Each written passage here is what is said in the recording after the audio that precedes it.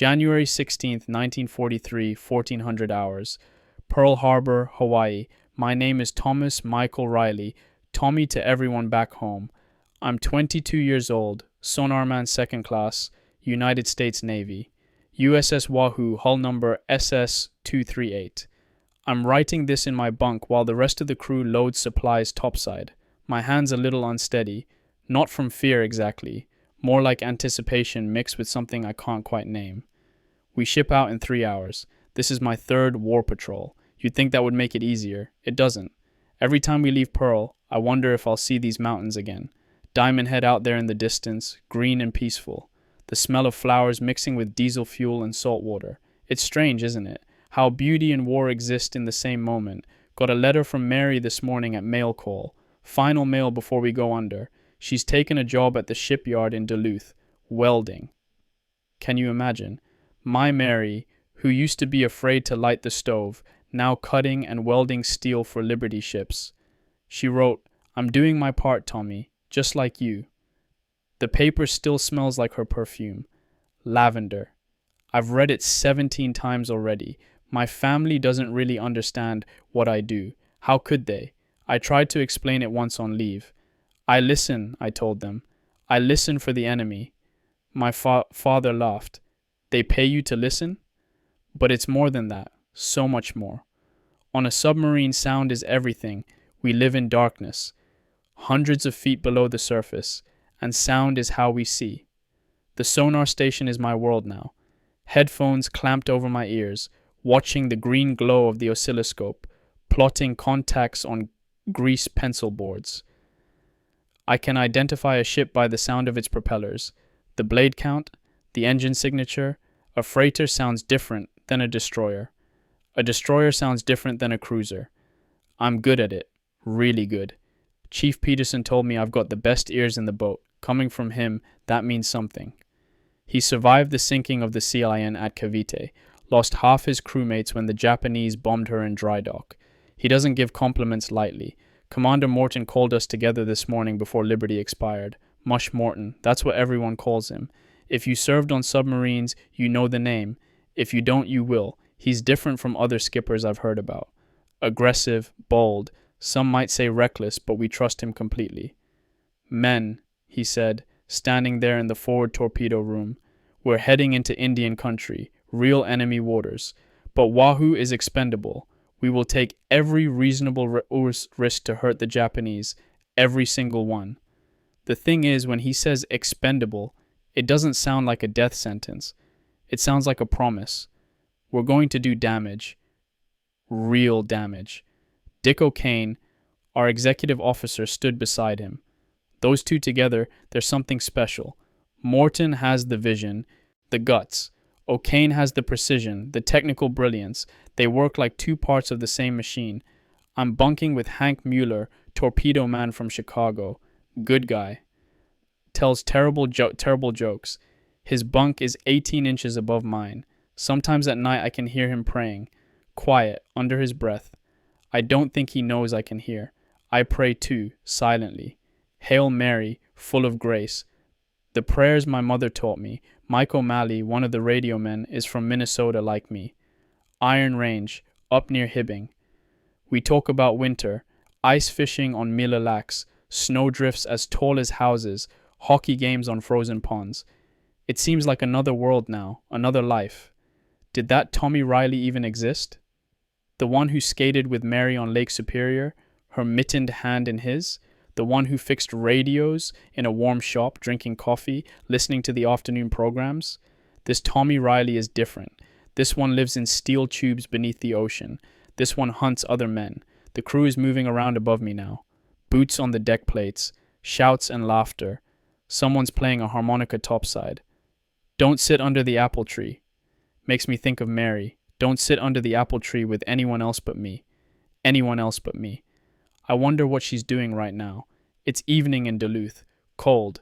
She's probably home from the shipyard having dinner with her family. Does she think about me as much as I think about her?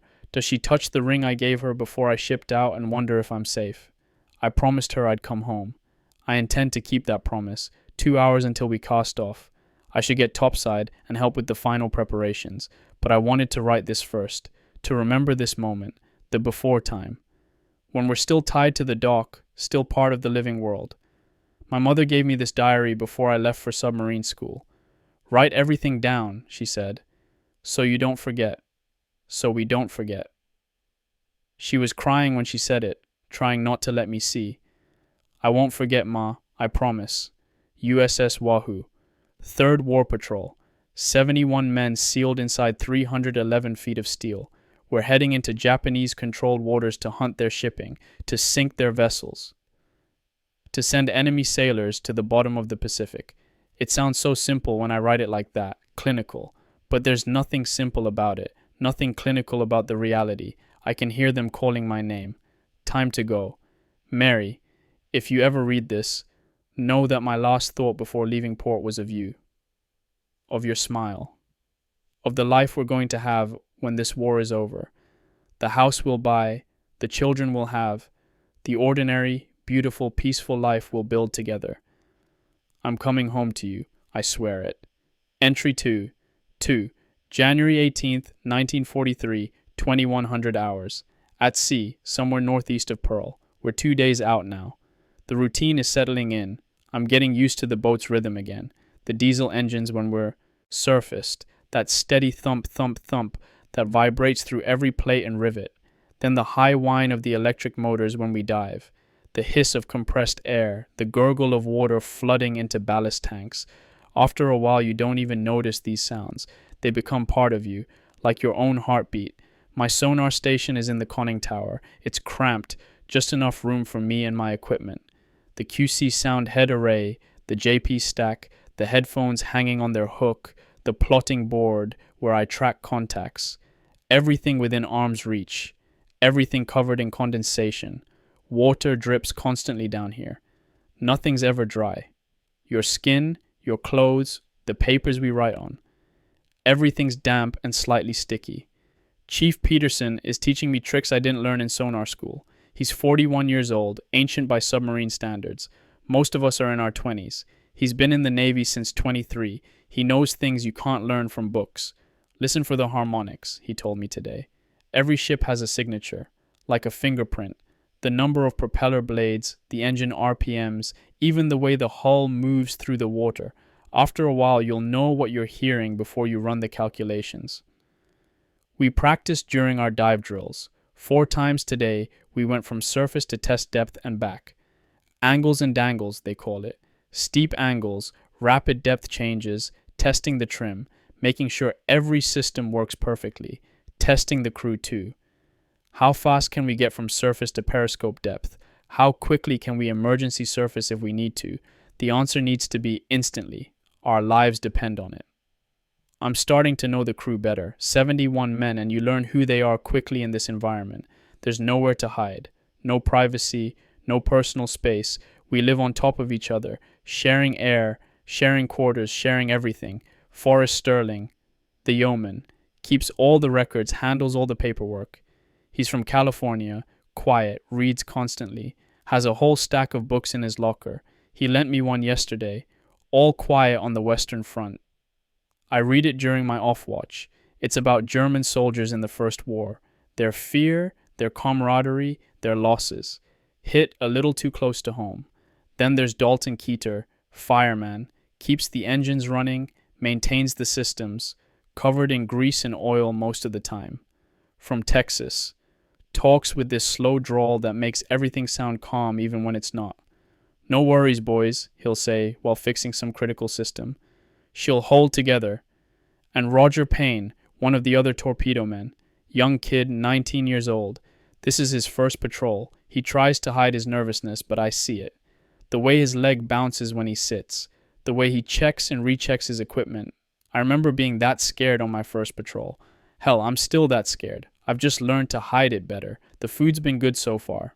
Fresh eggs this morning for breakfast. Real bread, not the canned stuff we'll be eating in a few weeks. Fresh fruit. Coffee that doesn't taste like bilge water. The cooks, Hunt and Lenoir. They're artists with what they have to work with. But I know what's coming. As the patrol goes on, the menu gets worse. Powdered eggs, spam, canned vegetables that taste like the cans they came in. You eat it anyway. You're always hungry on a submarine. The work's hard, the air's thin, and your body burns through calories just trying to stay warm or cool, depending on where we are. Right now, it's hot. Really hot. The Pacific is warm, and we're running deep during the day. No air conditioning except what the blowers can manage. Everyone's stripped down to skivvies and nothing else. We're all soaked with sweat. Salt crusts on your skin. You learn to live with it. Commander Morton addressed us again today during the evening meal. We were all crammed into the crew's mess, eating in shifts because there's not room for everyone at once. We're heading into the area around Palau, he said. Japanese supply routes, lots of targets. I expect we'll see action within the week. You could feel the tension ratchet up. This is why we're here. Not to practice drills, not to cruise around the Pacific, to hunt, to kill. I'm trying not to think too hard about that part. About what it means when I help locate a target, when the torpedoes leave our tubes, when we hear the explosion of a hit. There are men on those ships. Japanese men, yes, but men nonetheless. With families, with homes, with people waiting for them. But they attacked us. They killed our people at Pearl Harbor. My cousin Danny was on the Arizona. I never knew him well. Just met him once at a family reunion when I was 12. But he's dead now. Blown apart when the Forward magazine exploded. He was 20 years old. So yes, we're here to kill. To stop them from killing more of us. It sounds so simple when I write it that way. War is simple, in a sense. Us versus them, survival. But it feels more complicated than that. Heavier. I'm thinking too much. Chief Peterson warned me about that. Don't philosophize on patrol, Riley, he said. Save that for when we're back in Pearl, sitting in a bar with a beer. Out here, you just do your job. Listen, track, report. That's all. You think too much, you'll freeze up when it matters. He's right. I need to focus on the technical side, the sounds, the bearings, the ranges, the mathematics of hunting. Mike and I played cards tonight before I came off watch. Poker, penny ante. He won $3 off me. Told me stories about growing up in Hibbing. His dad worked in the mines. Iron ore, same as Duluth. We're connected, him and me, by that red earth, that iron that's probably in the steel of this very submarine. Minnesota iron, protecting Minnesota boys. You think Mary's waiting for you? He asked me during a hand. I know she is, I said. How do you know? Because she said she would. And Mary doesn't lie, he nodded.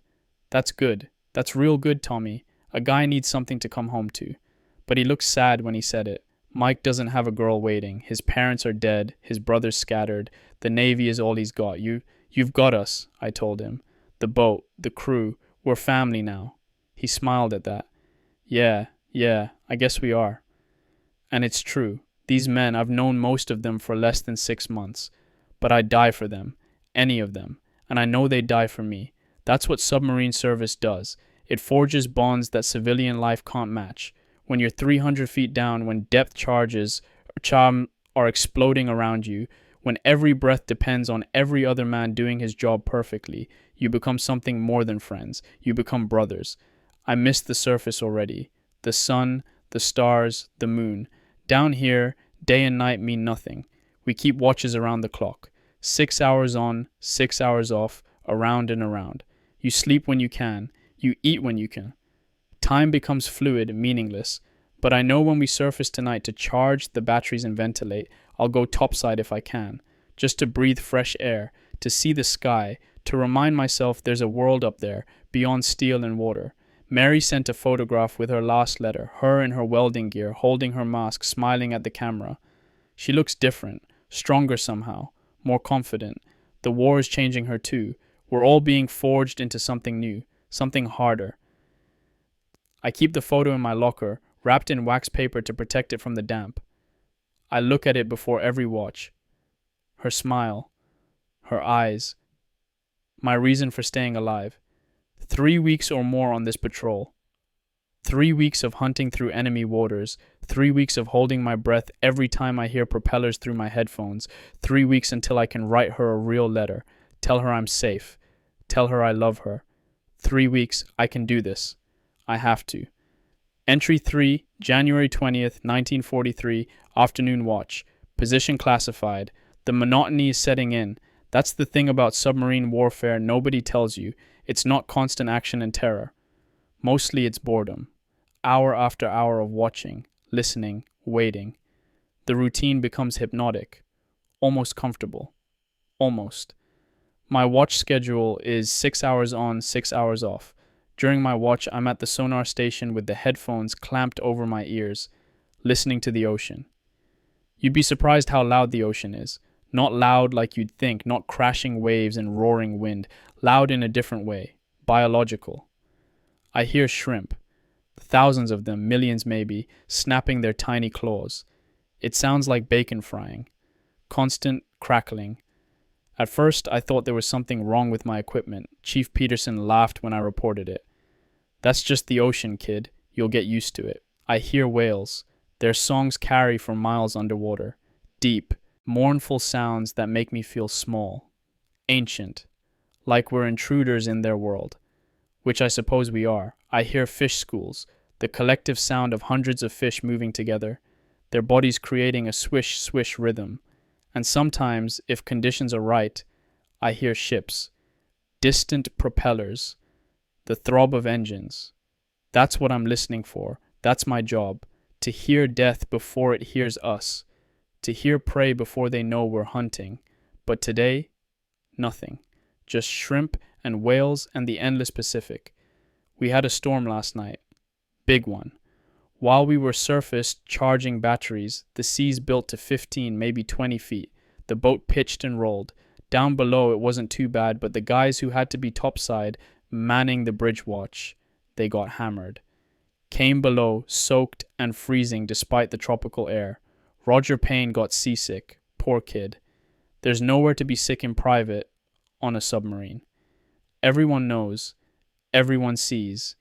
The smell lingers. But nobody gives him too much grief. We've all been there. The ocean doesn't care how tough you think you are. The storm passed by dawn. Now the sea's calm again. Glassy. We're running submerged during daylight hours, surfacing at night. Standard procedure in enemy waters. During the day, Japanese patrol planes could spot us. Better to stay deep, stay hidden, stay alive. I'm thinking about home a lot. Christmas, specifically. Was it really only 4 weeks ago? Feels like a different lifetime. We had snow that Christmas. Deep, clean, perfect Minnesota snow. My whole family gathered at Ma and Pop's house. My brothers, my sisters, nieces and nephews running everywhere. The smell of Ma's cooking, turkey and stuffing, and those little rolls she makes that melt in your mouth. Pies cooling on the counter. The tree in the corner, decorated with the same ornaments we've had since I was a kid. The angel on top that Pop's mother brought from Ireland. Mary came for dinner. She fit right in, like she'd always been family. Because she has been, really, since we were kids. Her family lives 3 blocks over. We grew up together, walked to school together. I can't remember a time when Mary wasn't part of my life.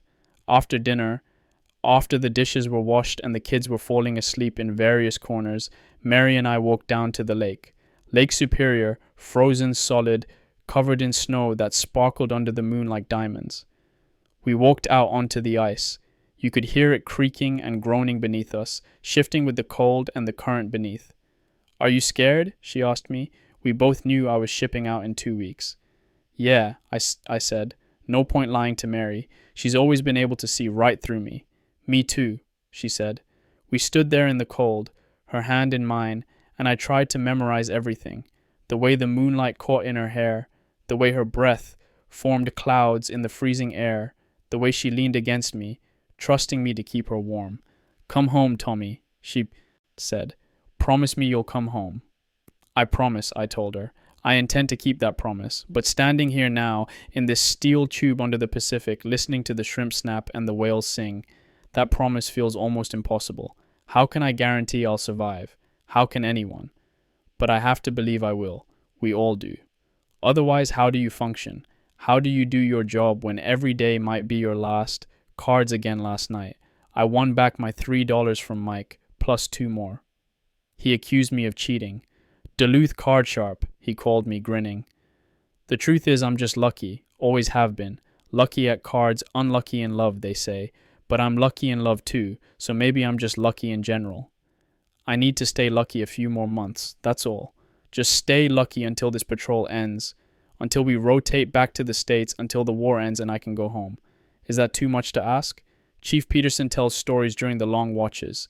He's seen things. He was at Cavite when the Japanese attacked in 41. Watched the Sea Lion get blown to pieces. He was ashore when it happened, lucky for him. Unlucky for the men who were aboard. 24 men gone, just like that, he told me last night. We were both on watch, the boat running silent and deep. 1 minute they were alive. Next minute nothing, not even bodies to bury, just gone. He stared at the bulkhead for a long moment. That's when I learned, he said. Every moment could be your last. Every single moment. So you better make peace with that, Riley. You better make peace with the idea that you might not see tomorrow. Because that's submarine warfare. That's what we signed up for. How do you do it? I asked.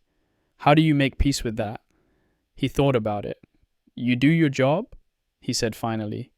You focus on the moment, on the task in front of you. You don't think about tomorrow or next week or going home. You just do the next thing, and then the next thing, and then the next. And maybe, if you're lucky, all those next things add up to a future. That's what I'm trying to do. Focus on the next thing, the next watch, the next meal, the next moment. Don't think about depth charges. Don't think about hull failures. Don't think about drowning in the dark. Hundreds of feet below the surface, trapped in a steel coffin. Just listen to the shrimp. Track the whales. Do the job. The heat is getting worse as we move west. We're in the tropics now, really in them, and even with the circulation fans running constantly. It's like being in an oven. Everyone's down to the minimum clothing regulations allow. Sweat runs constantly. You drink water until you're sick of it, and you're still always thirsty. The smell is getting worse too. 71 men, no showers, minimal fresh water for washing. Diesel fuel, hydraulic oil, cooking smells, body odor. All of it mixing together into this thick, almost visible fog of stink. You don't notice it after a while. It just becomes part of the environment. But when we surface and crack the hatches, when fresh air comes flooding in, you realize how bad it actually was. Food's still good though. We had Salisbury steak tonight, real mashed potatoes, green beans. The cooks are doing their best to keep morale up. It works. A good meal makes everything seem better, even if it's only temporary. Hank told me about his girl back in Chicago. Linda. They got married 3 days before he shipped out. 3 days. Barely had a honeymoon. Just 3 days of being husband and wife before he had to report for duty. Does it make it easier or harder? I asked him. Being married. Knowing she's waiting. He thought about it for a long time. Both, he said finally. It's easier because I know exactly what I'm fighting for. What I'm coming home to. But it's harder because I have more to lose. Before Linda, if I died, well, I died. My parents would grieve, but they'd move on.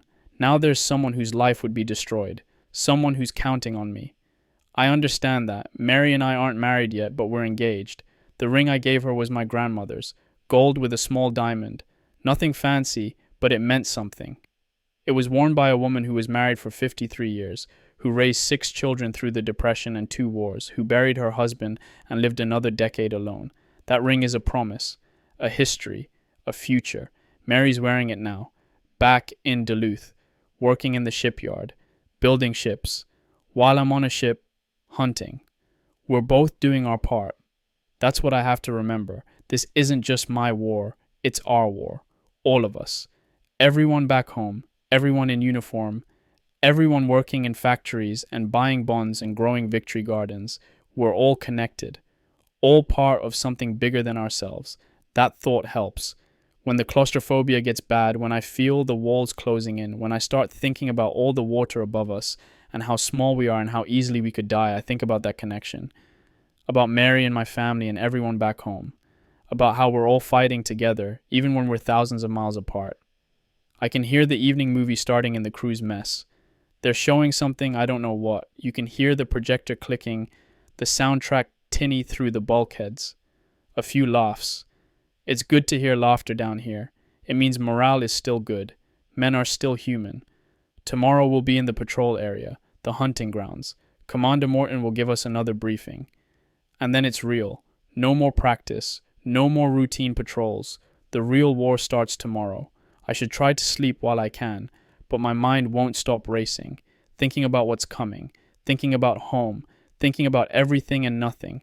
Mary, I hope you're sleeping better than I am. I hope you're warm and safe and dreaming good dreams. I hope you're not worrying too much about me.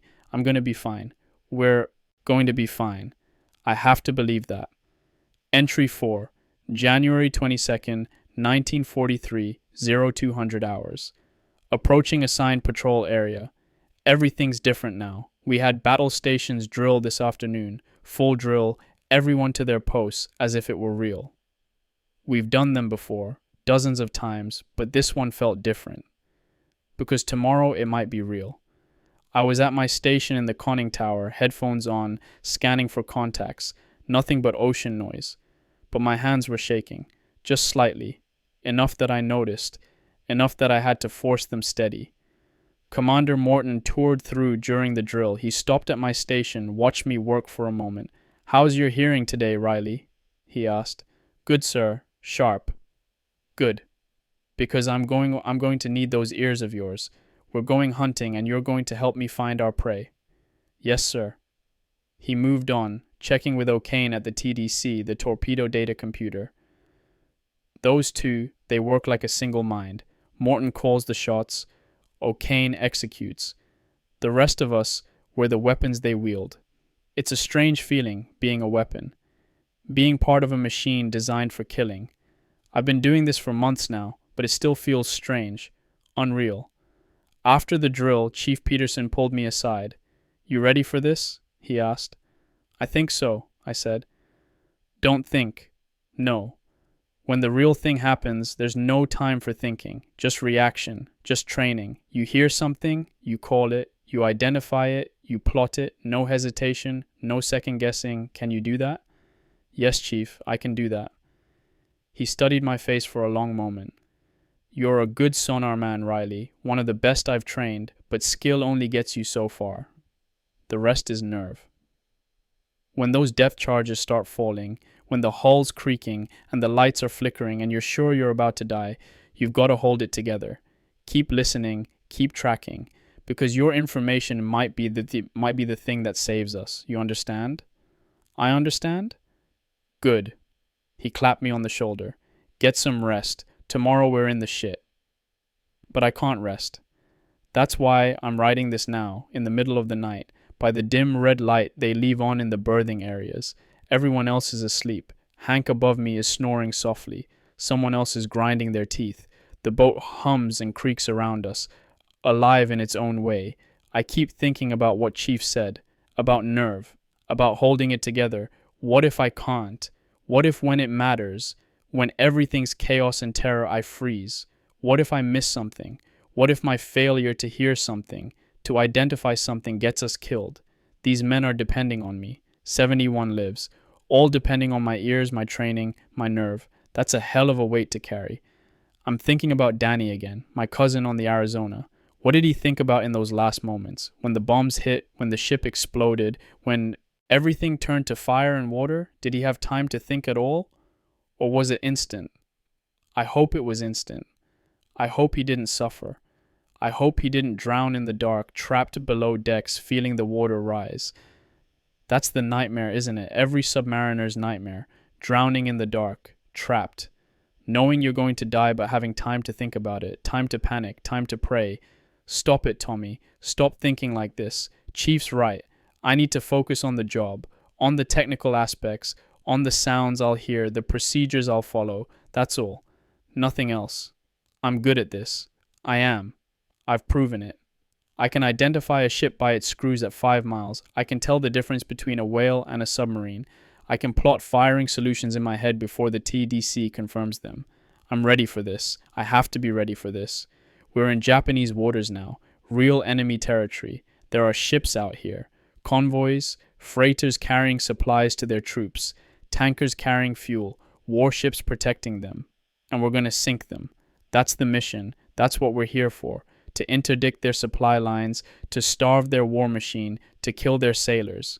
I need to stop thinking of them as sailors, as men. They're targets, that's all. Numbers on a plotting board, bearings and ranges, technical problems to solve. But I know that's a lie. They're men, just like me, with families, with people waiting for them, with hopes and fears and dreams. But they're also the enemy. They started this war. They attacked us. They killed Danny and thousands of others. They're killing our boys on islands across the Pacific. So we're going to kill them back. It's that simple, that complicated. Morton gave us another speech at evening chow. The whole crew crammed into the mess, barely room to breathe. Tomorrow we enter the patrol area, he said.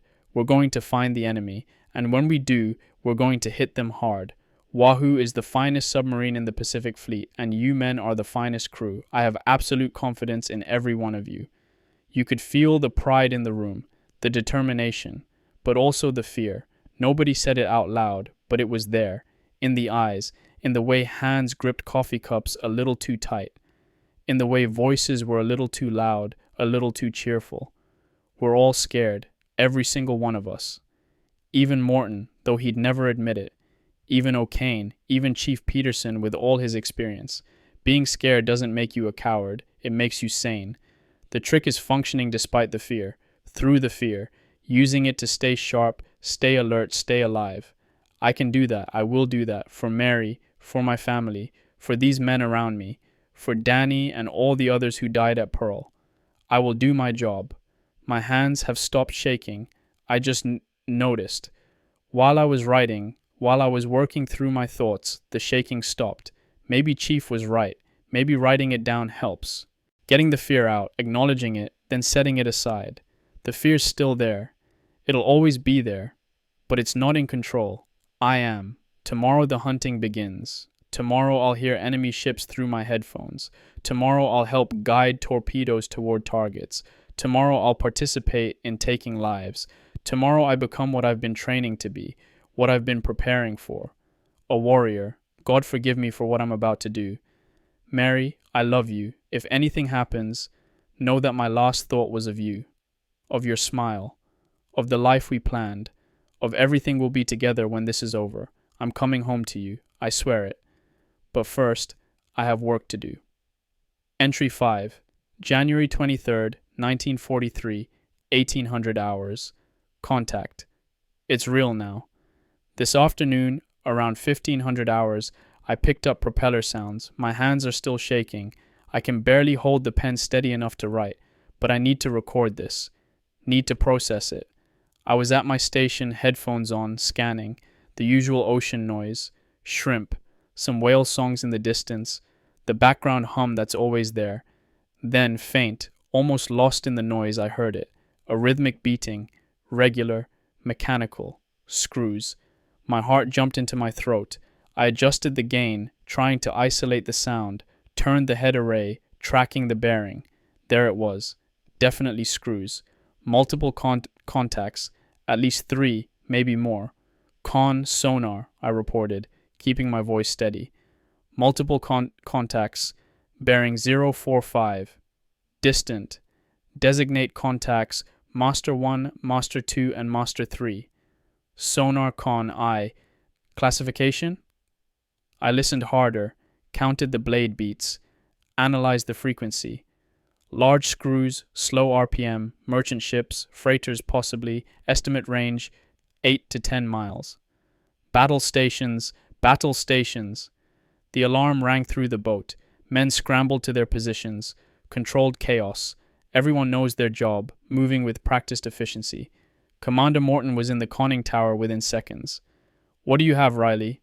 Convoy, sir. At least 3 merchants. Bearing 045. I'm also picking up faster screws. Higher pitched. Escorts. How many escorts? I listened, tried to separate the sounds. At least 2, sir. Tin cans, destroyers. Good work. He turned to O'Kane. Let's get ahead of them. Come left to 030. Ahead full. We'll parallel their course, get into position. And just like that, we were hunting. For the next 3 hours, I tracked those contacts. The freighters plodded along at maybe 8 knots. The destroyers ranged around them, searching, protecting. I could hear them pinging. Active sonar. Ping, ping, ping. Searching for submarines just like us. Every time I heard those pings, my stomach clenched. Were they hearing us? Did they know we were here? But we stayed deep, stayed quiet. And Morton maneuvered us like a chess master, using dead reckoning and my sonar information to position us ahead of the convoy. We'll hit them at dusk, he announced. Surface attack. We'll come up, fire a spread, and dive deep before they can react. A surface attack. That's aggressive, even for Morton. But I understand the logic. Our torpedoes have been unreliable. The Mark 14s, everyone knows they're defective. Sometimes they run too deep. Sometimes the exploders fail. Sometimes they just don't work at all. Surface attacks fired from closer range have a better success rate, but it's also more dangerous, more exposure, more risk. Wahoo is expendable, Morton had said. I'm starting to understand what he meant. As the sun set, I couldn't see it, but I knew it was setting based on the time. We prepared to surface. The tension was unbearable. Every man at his station, silent, focused, afraid. I kept my headphones on, even though they'd be less useful once we surfaced. I tracked the convoy, still plodding along, still unaware we were here. Surface, surface! The order came. Compressed air blew water from the ballast tanks. The deck tilted up. We rose from the depths like a breaching whale.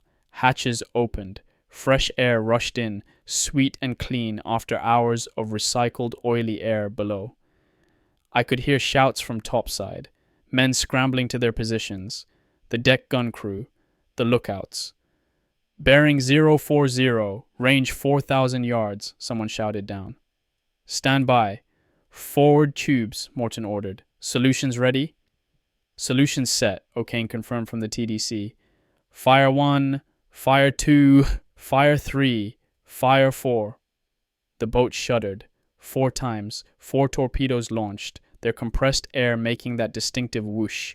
Fish running hot, straight, and normal, the torpedo officer reported. Time stretched out. A minute. 2 minutes. I held my breath. Then, boom. The sound of an explosion carried through the water. I heard it through the hull, through my headphones, through my bones. Hit, someone shouted. Cheers erupted through the boat. Boom. A second explosion. 2 hits. 2 ships hit. Maybe sinking, maybe just damaged, but hit. But there was no time to celebrate. Through my headphones, I could hear the escorts reacting, their screws speeding up, their course changing. Escort coming about, I reported. Bearing 060, speed increasing, 20 knots, closing fast. Dive, dive, Morton ordered. Take her to 200 feet, rig for depth charge, rig for silent running. The claxons blared, the hatches slammed shut, water flooded back into the ballast tanks. We tilted down, diving fast, racing for the safety of depth. Secure from battle stations, silent running, not a sound. Everything went quiet. The electric motors were cut to minimum, men froze in place. No one spoke. No one moved unless absolutely necessary. And I listened. I could hear the destroyer coming, its screws churning water, growing louder, getting closer. I tracked its bearing, watched on my oscilloscope as the sound signature got stronger, closer, louder. It passed overhead, directly overhead, so close I could hear its hull cutting through the water. Splashes, someone whispered. Depth charges in the water. I heard them splashing into the sea above us. 1, 2, 3, 4, 5, 6, a full pattern. They sank toward us. I could hear them sinking, whistling as they fell through the water, and then the world exploded. I can't describe it, can't capture it in words. The sound of a depth charge exploding nearby is beyond description. It's not just noise, it's pressure, it's violence. It's the ocean itself trying to kill you. The boat lurched sideways, lights flickered, dust and paint chips rained from the overhead. Men grabbed onto whatever they could. Someone cried out, boom! Another explosion. Closer. Boom! Boom, boom. 3 more.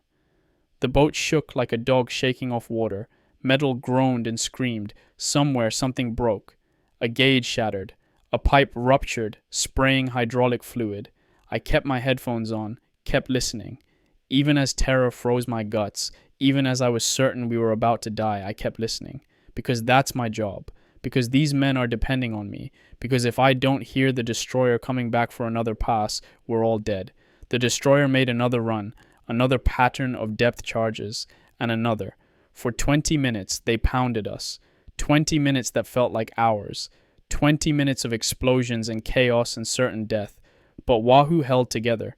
She's a tough boat. Gato class, built strong, built to take punishment.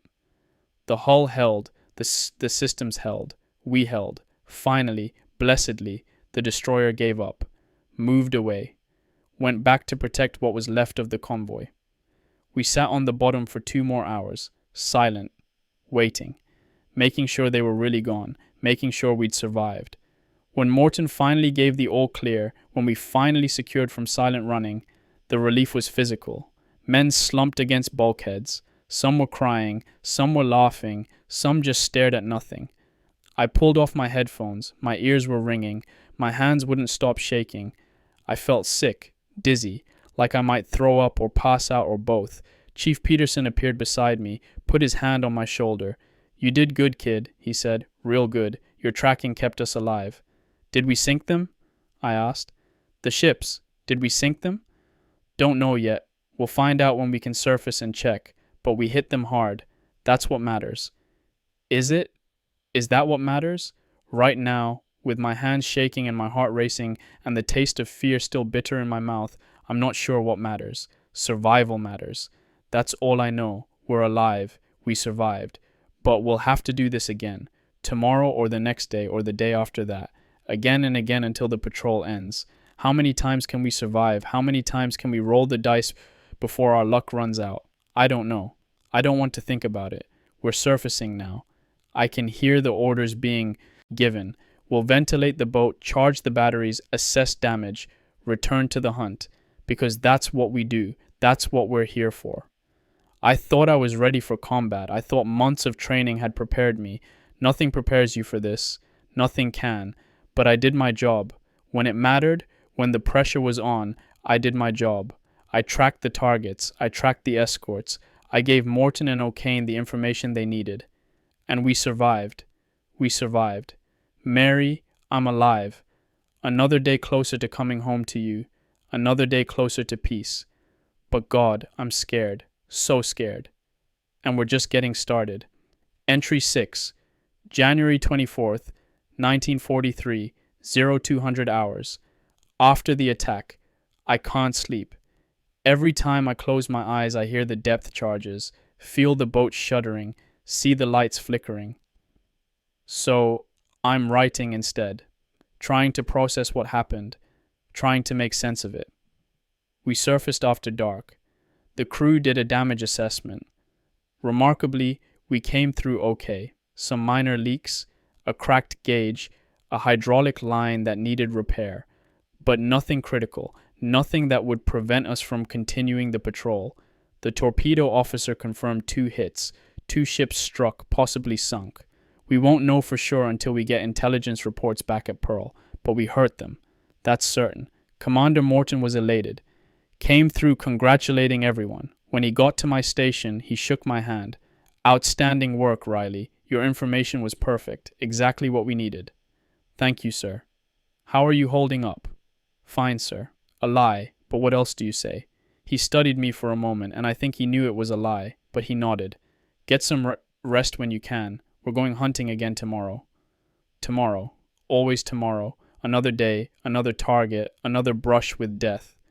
After he moved on, Hank found me. He looked as shaken as I felt. "That was insane," he said. "Absolutely insane." "Yeah. I've never been so scared in my life. When those charges started going off, I thought that was it. I thought we were done." "Me too." We stood there in silence for a moment, both processing our own fear, our own relief at being alive. "But we made it," Hank said finally. "We made it through. This time." He looked at me sharply. Don't think like that, Tommy. We made it. That's what counts. We're alive. But for how long? That's what I wanted to ask. How long can we keep doing this? How many attacks can we survive? I didn't ask. No point. We both know the answer. We keep going until the patrol ends, or until our luck runs out. Whichever comes first. The crew broke out some contraband whiskey tonight. Just a little, passed around in paper cups. Against regulations, but nobody cares. Morton knows about it. I think he might have even provided it. A little alcohol to steady nerves, to celebrate survival, to remember we're still human. I took a sip. It burned going down, harsh and strong, but it warmed my chest, steadied my hands a little. We toasted. To Wahoo, to survival, to going home. The whiskey helped, for a little while anyway, made the fear less immediate, made the memory of those explosions a little more distant. But then the effect wore off, and I was left with my thoughts again, with the knowledge that tomorrow we're going back out there, back into danger. I keep thinking about the Japanese sailors on those ships we hit. Were they killed instantly, or did they drown? Did they have time to be afraid? Did they think about their families, their homes, their loved ones? I know I shouldn't think about them as people. I know they're the enemy. I know they would kill us without hesitation if they could. But they are people. That's the thing I can't escape. They're people, just like me, sons and brothers and husbands and fathers. People who probably didn't want this war any more than I did. People who are just following orders, just doing their duty, just trying to survive. And we killed some of them today. I helped kill them. My sonar tracking, my bearing and range information, my technical skill, all of it contributed to those torpedoes finding their targets, to those explosions, to those deaths. How do I reconcile that with who I am, with who I was raised to be? My mother taught me that life is sacred, that killing is a sin, that we're all children of God, all worthy of life and dignity. But she also taught me that evil must be opposed, that sometimes good men have to fight, that protecting the innocent is a holy duty. So which is it? Am I a sinner for killing? Or am I a protector for fighting? Maybe I'm both. Maybe that's the paradox of war. Maybe you have to become a killer to stop killers. Maybe you have to sin to prevent greater sins. I don't know. I don't have answers. I just have questions and doubts and this heavy weight in my chest that won't go away. Chief Peterson found me sitting here, writing, sat down next to me. Can't sleep? He asked. No. He nodded, like he understood, like he'd been there himself, which he probably has. First real combat is always the hardest, he said. The first time you realize you could die. The first time you realize you've killed. It changes you, there's no way around that. Does it get easier? He thought about that for a long time. Not easier exactly, but more familiar. You learn to live with it. You learn to compartmentalize. You do your job when you need to, and you process your feelings when you can. You find ways to cope. How? Different for everyone. Some guys pray, some drink, some write letters, some just shut it all down, don't feel anything at all. He paused. That last one's dangerous, though. You shut down too much, you lose yourself. You forget who you are, what you're fighting for.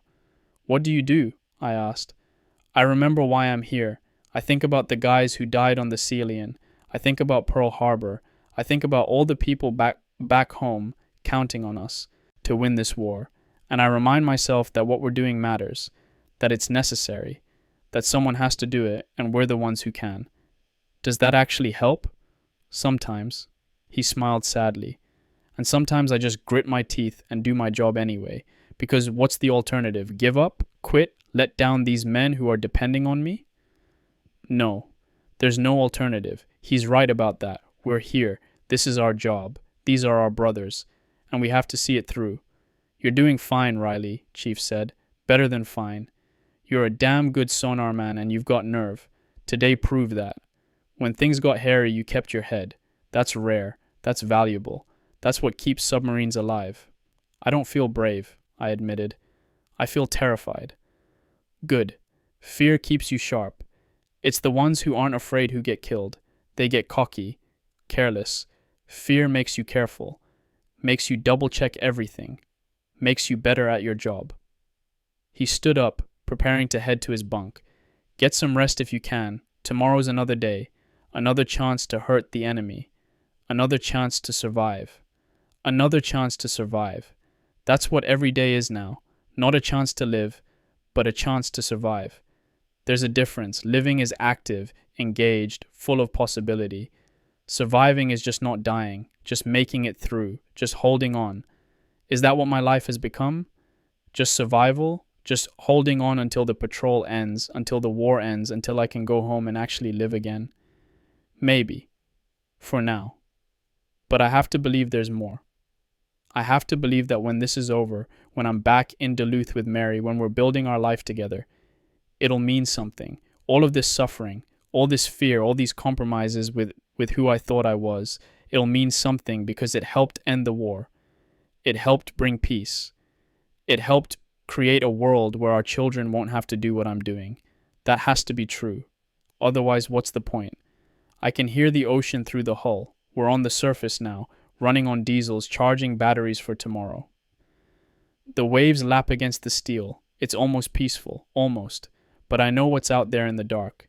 Enemy ships, enemy planes, enemy submarines, all hunting for us just as we're hunting for them. Tomorrow we go back to the hunt, back to the danger, back to the fear. But tonight, just for these few hours, we're alive, we're safe, we're together. And maybe that's enough. It has to be enough. Entry 7, January 24th, 1943, afternoon, the decision. Commander Morton called a meeting in the forward torpedo room. Officers, chiefs, and senior enlisted. Something big is happening. I could feel it in the air, sense it in the tension on everyone's faces. I was there because Chief Peterson brought me along. You're going to want to hear this, he said. We gathered in the cramped space between the torpedo racks. 24 men pressed close together. Morton stood at the front, O'Kane beside him. They had charts spread out on top of a torpedo tube. Gentlemen, Morton began, we've received intelligence about Wewak Harbor. Wewak, New Guinea, Japanese stronghold. I'd heard of it but didn't know much beyond that. Intelligence indicates there are significant Japanese ships in the harbor. Destroyers, possibly cruisers, high-value targets. He paused, letting that sink in. I intend to take Wahoo into the harbor and attack them. Silence. Complete silence. Everyone processing what he'd just said. Into the harbor. Not attacking ships at sea. Not waiting for them to come out. Into the harbor itself. Lieutenant O'Kane pointed to the chart. The entrance is here. Narrow. Maybe half a mile wide. The harbor is shallow, no more than 150 feet at its deepest. Once inside, we'll be in restricted waters with limited maneuverability. It's a trap, someone muttered. It's an opportunity, Morton corrected. They won't expect a submarine to penetrate a harbor like this. They'll have minimal anti-submarine defenses inside. We'll have surprise. We go in, we hit them hard, we get out. Sir, one of the officers said carefully, the risks... I'm aware of the risks, Morton cut him off. This is exactly what I meant when I said, Wahoo is expendable. We're going to take calculated risks that others won't. That's how we win wars. That's how we sink ships. He looked around the room, making eye contact with each man. I won't order anyone to do anything I wouldn't do myself. I'll be right here with you in the conning tower, taking the same risks you're taking. But I need to know you're with me. Every man has to be committed.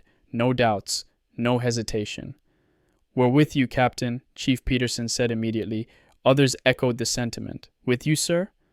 All the way. Let's sink some Japs. And I found myself nodding too, agreeing, committing to what is potentially a suicide mission. Why? Why would I agree to this? Why would any of us? Because Morton believes we can do it. Because he's proven himself. Because he's asking, not ordering. Because submarine service is voluntary, and we volunteered knowing it would be dangerous. Because 71 men can't function without trust, without belief, without commitment to each other and to the mission. The meeting broke up. Men filed out, talking in low voices, some excited, some scared, all committed. I'm sitting in my bunk now, trying to process what I've just agreed to, what we're about to attempt. Tomorrow, we're going to penetrate Wewak Harbor. We're going to submerge and navigate through a narrow entrance into shallow, restricted waters where we'll be vulnerable, trapped with no room to maneuver and no easy escape. And if we're detected, if they realize we're there, if even one depth charge finds us in those shallow waters, we're dead. There's no surviving a depth charge attack in 150 feet of water. There's nowhere to go, nowhere to hide. This is insane, absolutely insane. And yet, I believe we can do it. I believe in Morton. I believe in O'Kane. I believe in this crew. We're good, really good. The best submarine crew in the Pacific, maybe the whole Navy. If anyone can pull this off, it's us. But that doesn't stop me from being terrified. I tried to write a letter to Mary, got as far as Dear Mary before I stopped. What do I say? How do I tell her what we're about to do without scaring her? How do I say goodbye without admitting that's what I'm doing? I can't. There are no words, so I put the letter away. I'll write it later. After WW2. After we survive. If we survive. No. When we survive. I have to believe that. Have to. Hank knows something's up. You look like you've seen a ghost, he said. Tomorrow's going to be rough, I told him. Rougher than yesterday? Maybe. He didn't ask for details. Didn't need to. The fear in my eyes probably told him everything. We'll make it, he said, trying to sound confident. We always do. Yeah, but I'm not sure I believe it this time. Yesterday was bad. The depth charges, the terror, the certainty of death. But at least we were in open water. At least we had room to maneuver, room to dive deep, room to escape. Tomorrow we'll have none of those advantages. We'll be in a box, a killing zone, with enemies all around and no way out except through. I should try to sleep. Need to be sharp tomorrow. Need to be at my best because mistakes will cost lives. Will cost all our lives, but every time I close my eyes, I see it. The harbor, the narrow entrance, the shallow water, the depth charges falling, the hull rupturing, the water flooding in, the darkness closing over. I'm going to die tomorrow. I can feel it. Deep in my gut, in my bones, I know. This is where my luck runs out. This is where Thomas Riley's story ends. In a Japanese harbor, in a steel coffin 300 feet below the surface. Drowned, forgotten. Another name on a casualty list. Mary will get a telegram. We regret to inform you. She'll cry, she'll mourn, and eventually she'll move on. She'll find someone else. She'll build the life we planned with someone who wasn't foolish enough to volunteer for submarine service. No, stop thinking like this. I'm not going to die. Not tomorrow, not in WW2. I'm going to survive. We're all going to survive because the alternative is unthinkable. I'm reaching for the crucifix my mother gave me, small silver worn smooth from her prayers before she gave it to me. I've worn it every day since I joined the Navy, worn it through training, through my first patrols, through yesterday's attack. It's supposed to protect me. That's what Ma said. Saint Christopher will keep you safe. God will watch over you. I want to believe that. I need to believe that. But I've seen good men die. Men who probably had their own crucifixes, their own prayers, their own mother's blessings. And they died anyway, because war doesn't care about prayers, doesn't care about faith, doesn't care about who deserves to live and who deserves to die. War just kills, randomly, violently, without mercy or meaning. And tomorrow I'm swimming directly into its jaws. God, I'm scared, more scared than I've ever been, more scared than I thought possible. But I'll do it anyway, because that's what you do. You feel the fear, you acknowledge it, and then you do your duty anyway. For the crew, for the mission, for Morton and O'Kane, and Chief Peterson, and Hank and Mike, and all these men who've become my brothers. For Mary, for my family, for everyone back home counting on us to win this war. For America. That's bigger than my fear. Has to be. Tomorrow morning, we enter WW2 Harbor. Tomorrow morning, we attack the enemy in their own stronghold. Tomorrow morning, we either make history or become part of it. I should eat something, should check my equipment one more time, should try to rest, but my mind won't stop racing, my heart won't stop pounding, my hands won't stop shaking. 22 years old. Is that all I get? 22 years of life? 22 years of memories and experiences and hopes before it all ends in a flooded compartment in a harbor whose name I couldn't even pronounce a week ago? It's not enough. It's not nearly enough. I want more. I want to marry Mary. I want to have children. I want to grow old. I want to see the world at peace again. I want to sleep without nightmares. I want to live without fear. I want a life, not just survival, a real life. Please, God, please let me have that. Please let us all have that tomorrow. Wewak, the harbor. I'm writing this because if we don't make it, if this is the end, I want there to be a record. I want someone to know we were here, that we tried, that we were brave even when we were terrified, that Thomas Riley, Sonar Man second class, from Duluth, Minnesota, did his duty even though he was scared out of his mind. That's all any of us can do, isn't it? Our duty. Despite the fear, despite the odds, despite everything, our duty. I'm going to try to sleep now, or at least rest, close my eyes and pretend I'm somewhere else, back home, with Mary, skating on the frozen lake, safe, warm, alive. Tomorrow I'll open them and be back in this steel tube, back in the war, back in the nightmare, but tonight, just for a few hours, I can pretend, I can dream. Entry 8, January 24th, 1943, 2300 hours. Inside Wewak Harbor, we're going to die. I know that now. I can feel it. We're trapped. The Japanese know we're here, and there's no way out. Let me write it down while I still can. While there's still time. So someone knows. So Mary knows. So they all know what happened here. We entered the harbor at dawn, submerged, running silent, creeping through the entrance at 3 knots. I was at my station, headphones on, listening to every sound, mapping every contact. The harbor was full of ships. I counted at least 8 distinct signatures. Merchants, destroyers, patrol boats. A target-rich environment, Morton called it. A death trap, I thought. But we kept going, deeper into the harbor, closer to the targets. O'Kane was on the periscope, Morton beside him calling the shots. The rest of us at our stations, barely breathing, waiting. There, Morton said. The destroyer, Fubuki class, looks like. Beautiful target. Solution set, O'Kane confirmed. Fire 1, fire 2, fire 3. The boat shuddered. 3 fish away. I tracked them on sonar, running hot, straight, and normal. 30 seconds, 40, 50, boom! The explosion was enormous, even through the water. Boom! A second hit. Got her! Morton shouted. We got her! But through my headphones, I could already hear the response. Alarm klaxons on the other ships. Engines revving up, propellers churning to life. Multiple contacts accelerating, I reported. They know we're here, sir. All ahead full. Come left to... Splash, splash, splash, splash. Depth charges in the water, someone shouted. Dive! Take her to 120 feet. But we were already shallow. The harbor depth was only 150 feet. We had nowhere to go. The first pattern detonated above us. 4 charges. Close. So close. The boat lurched violently. I was thrown against my console. Lights flickered. Somewhere, glass shattered. Hydraulic leak in the forward torpedo room. Pump room is flooding. Lost steering. The reports came flooding in. We were hurt. The boat was hurt, and we were still under attack. Boom, boom, boom, boom.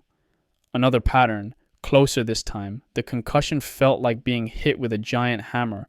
The hull groaned. Metal screamed. Cork insulation rained down from the overhead. I kept my headphones on. Kept tracking. 2 destroyers above us now. Hunting, circling, dropping charge after charge after charge. They've got us pinned, O'Kane said quietly. Morton's face was pale but determined. We're not done yet. Maintain silent running. Rig for depth charge. And pray, gentlemen, pray. But prayer seems futile when the ocean itself is trying to kill you. Boom, boom, boom. The charges just keep coming. We're sitting on the bottom now. 140 feet. Engines off. Everything off. Silent running. Trying to be invisible. Trying to be nothing. But they know we're here. They know approximately where we are. And they're going to keep dropping charges until they crack us open like an egg. I can hear them overhead. The destroyers. Their screws churning. Their sonar pinging. Ping, ping, ping. Searching for us. And I can hear our boat. The sounds it makes under stress. The creaking of stressed metal. The dripping of leaks. The ragged breathing of 71 terrified men. Someone's crying. I can hear it. Soft, muffled, but there. Someone's breaking down. I don't blame them. I'm close to breaking down myself. My hands are shaking so badly I can barely write. The pen keeps skipping, but I need to record this. Need to. Boom. Boom. Closer. Always closer. They're getting better at finding us. Narrowing down our position with each pattern. It's only a matter of time. A pipe burst in the maneuvering room. High-pressure water spraying everywhere. Men scrambling to patch it. Working in silence because any sound could give us away. Could bring more depth charges. The heat is unbearable. We're shut down. No ventilation. Air getting stale. Carbon dioxide building up. Men are gasping. Dizzy. Some are passing out. How long can we survive like this? How long before we run out of air? Before the batteries die? Before the depth charges find us? Hours? Minutes? I don't know. Nobody knows. Morton is standing in the con, perfectly still, listening. O'Kane beside him. Both of them calm. Both of them projecting confidence, even though we're all going to die. Because we are. There's no escape from this. We're in a shallow harbor, surrounded by enemies, damaged, running out of air. Even if the depth charges don't get us, the lack of oxygen will. Or the batteries, or any of a dozen other ways this boat can kill us. We're dead men. We just don't know it yet. Mary, I'm sorry. I'm so sorry. I promised I'd come home. I promised we'd build a life together. I promised I'd be there. I'm breaking that promise. I'm going to die here. In this harbor, in this steel coffin. And you'll never know what my last thoughts were. You'll never know how much I loved you, how much I wanted that life with you. You'll get a telegram. Missing in action, presumed dead. And that will be all. No body to bury, no grave to visit, just a name on a memorial somewhere. I'm sorry, Mary. I'm so sorry. Ma, Pop, I tried to make you proud. I tried to do my duty. I tried to be brave, but I'm not brave. I'm terrified. And I don't want to die. I don't want this to be the end. God, if you're listening, if you can hear me, please let us survive this. Please get us out of here. I'll do anything. I'll be better. I'll go to church every Sunday. I'll be the man I'm supposed to be. Just please don't let me die here. Please. Boom. Boom. Boom. Boom. 4 more charges. The boat shook like a toy. More leaks. More damage. The deck plates are slick with hydraulic fluid and seawater. Men are slipping, falling, struggling to stay at their stations. How much more can Wahoo take? How much more can we take? Chief Peterson is beside me, his hand on my shoulder. Steady, calm. Stay focused, Riley, he whispers. Keep listening. Keep tracking. But what's the point? What difference does it make if I track them? We can't run, can't fight, can't do anything but sit here and wait to die. But I keep the headphones on anyway, because it's my job, because Chief asked me to, because I don't know what else to do. The destroyer is making another pass. I can hear it coming, slower this time, more deliberate. They're right above us, right on top of us. This is it. This is the end. Splash, splash, splash, more charges. These will kill us. I know it. We all know it. I'm holding the crucifix Ma gave me, praying, Hail Mary, full of grace, the Lord is with thee. Blessed art thou among women, and blessed is the fruit of thy womb, Jesus. Holy Mary, Mother of God, pray for us sinners, now and at the hour of our death. The hour of our death. Now. I can hear them falling through the water, getting closer, closer. God, please. Boom, boom, boom, boom, boom, boom. Entry 9. January 25th, 1943. 0100 hours. Still alive, somehow, impossibly, we're still alive. My hands are shaking so badly I can barely hold the pen. My ears are ringing, my head is pounding, but I need to write this down before I forget. Before the memory fades. Before I convince myself it was a nightmare instead of reality. After that last pattern of depth charges, the ones I was certain would kill us, Wahoo went silent. Not the intentional silent running we'd been doing. Actually silent. Dead silent. The charges had knocked out our remaining power. Everything went dark. Complete blackness. The only light came from a few emergency lanterns. Red glow, barely enough to see your hand in front of your face. No motors, no pumps, no circulation, nothing. We sat on the bottom of Wewak Harbor, entombed in steel, waiting to die. The air got worse, carbon dioxide building up, men gasping, hyperventilating, using up the precious oxygen even faster. Someone was praying out loud. The Lord's Prayer, I think. Others joined in, whispered voices in the darkness. Our Father, who art in heaven. I kept my headphones on, kept listening. The destroyers overhead still circling, still searching, still occasionally dropping charges, but further away now. They'd lost us. In the chaos, in all the noise and confusion, they'd lost our exact position. Small mercy. But maybe enough. Morton and O'Kane consulted in whispers. I couldn't hear what they were saying, but I could sense the desperation. We were damaged, powerless, running out of air. We needed to surface. But the harbor was full of enemy ships. We'd be blown out of the water in seconds. Damned if we do, dead if we don't. Hours passed. I don't know how many. Time lost meaning in that darkness. Men drifted in and out of consciousness. The CO2 was too high. We were all fuzzy, confused, slipping away. I thought about Mary, about home, about everything I'd never see again. It felt distant, unreal, like memories from someone else's life. Is this what dying is like?